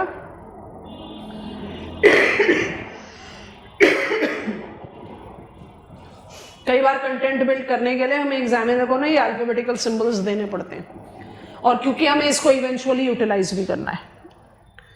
हम इंडियन क्लाइमेट में थॉर्नवेट्स क्लासिफिकेशन अप्लाई करते हैं, हम 11 क्लाइमेटिक रीजन्स डिवाइड कर सकते हैं इंडिया का थॉर्नवेट क्लासिफिकेशन को लेकर, तो नॉलेज में होना चाहिए अल्फाबेटिकल से। Percentage share of annual thermal efficiency concentrated in summers. मान लीजिए आपसे क्वेश्चन ही ऐसा पूछा, discuss, describe, explain Thornthwaite's 1948 climatic classification scheme, तो कैसे करोगे?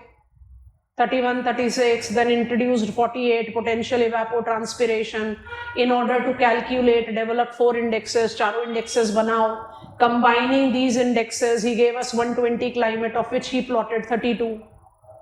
This classification scheme is methodological improvement, is utilized for applied climatology, full stop. What are the drawbacks of Köppen's classification and how Thornweight improved over it? फिर इनकी कोई जरूरत नहीं है, bring out करो कोपन का ड्रॉबैक्स, और Thornthwaite is what, methodological improvement, can be utilised in regional climatology and is master when it comes to application of climatology. Regional planning हो, टाउन प्लानिंग हो, रूरल डेवलपमेंट हो, water resource management हो, crop ecological zonation हो, मुझे applied category of climatic classification scheme चाहिए, empirical नहीं चाहिए, क्योंकि soil moisture fluctuation, ground water table fluctuations, ये मुझे अप्लाइड क्लाइमेटिक क्लासिफिकेशन स्कीम बताती है। ये है खतरनाक काम है, पर 2-3 बार के रिवीजन में ये हो जाता है। बेस ये है। We are done with climatology. Now we'll be getting on to our study of bio and environment geography together. माने 2 टॉपिक्स हम एक साथ लेकर चलते हैं। क्यों लेकर चलते हैं वो कल जब स्टडी प्लान बताएंगे तब बताएंगे। आप सबसे बहुत सिंसियर रिक्वेस्ट है, 2 चीजों को आज की ही कोशिश करो कि कंसोलिडेट कर लो। अपने एनसीईआरटी के जो 3-4 चैप्टर हैं क्लाइमेट के, उनको एक बार प्लीज एक सीरियस रीडिंग ले लेना अभी बिफोर गुड नाइट स्लीप या कल before coming to the class. उसके बाद क्लाइमेट पर आप इतना फोकस नहीं दे पाओगे, क्योंकि बायो एनवायरमेंट ज्योग्राफी मुझे अपने आप ही एक दूसरे डोमेन में लेकर जाएगा जो इंपॉर्टेंट है। और I don't have to tell you कि चाहे वो जियोमॉर्फोलॉजी है, चाहे वो क्लाइमेटोलॉजी है, चाहे वो बायो ज्योग्राफी है, जनरल स्टडीज में बहुत मेजर से है। और बायो एनवायरमेंट ज्योग्राफी को क्योंकि हम इकोलॉजी से डिराइव करते हैं, fundamental principles of ecology, so we become ecologist to some extent. बहुत चंक ऑफ क्वेश्चंस जो आपके जनरल स्टडीज में आते हैं वो आप बाय डिफॉल्ट प्रिपेयर कर लेते हो टेक्निकल इकोलॉजी से भी, because we biogeographers derive our content matter from ecology. तो एप्लीकेशन तो आएगा, लेकिन वो अपने आप में एक डिफरेंट टॉपिक है। तो कोशिश करो कि जो 4-5 चैप्टर आपके एनसीईआरटी में दिए हुए हैं क्लाइमेट के, इनको एक थरो रीडिंग ले लें। आप बहुत इजी ग्लाइड में अब रीडिंग ले लोगे, आपको पढ़ते समय किसी चीज में कहीं कोई तकलीफ नहीं महसूस होगी। एक बार उसको सिंसियर रीडिंग ले लेना before we begin with biogeography. I am done for today.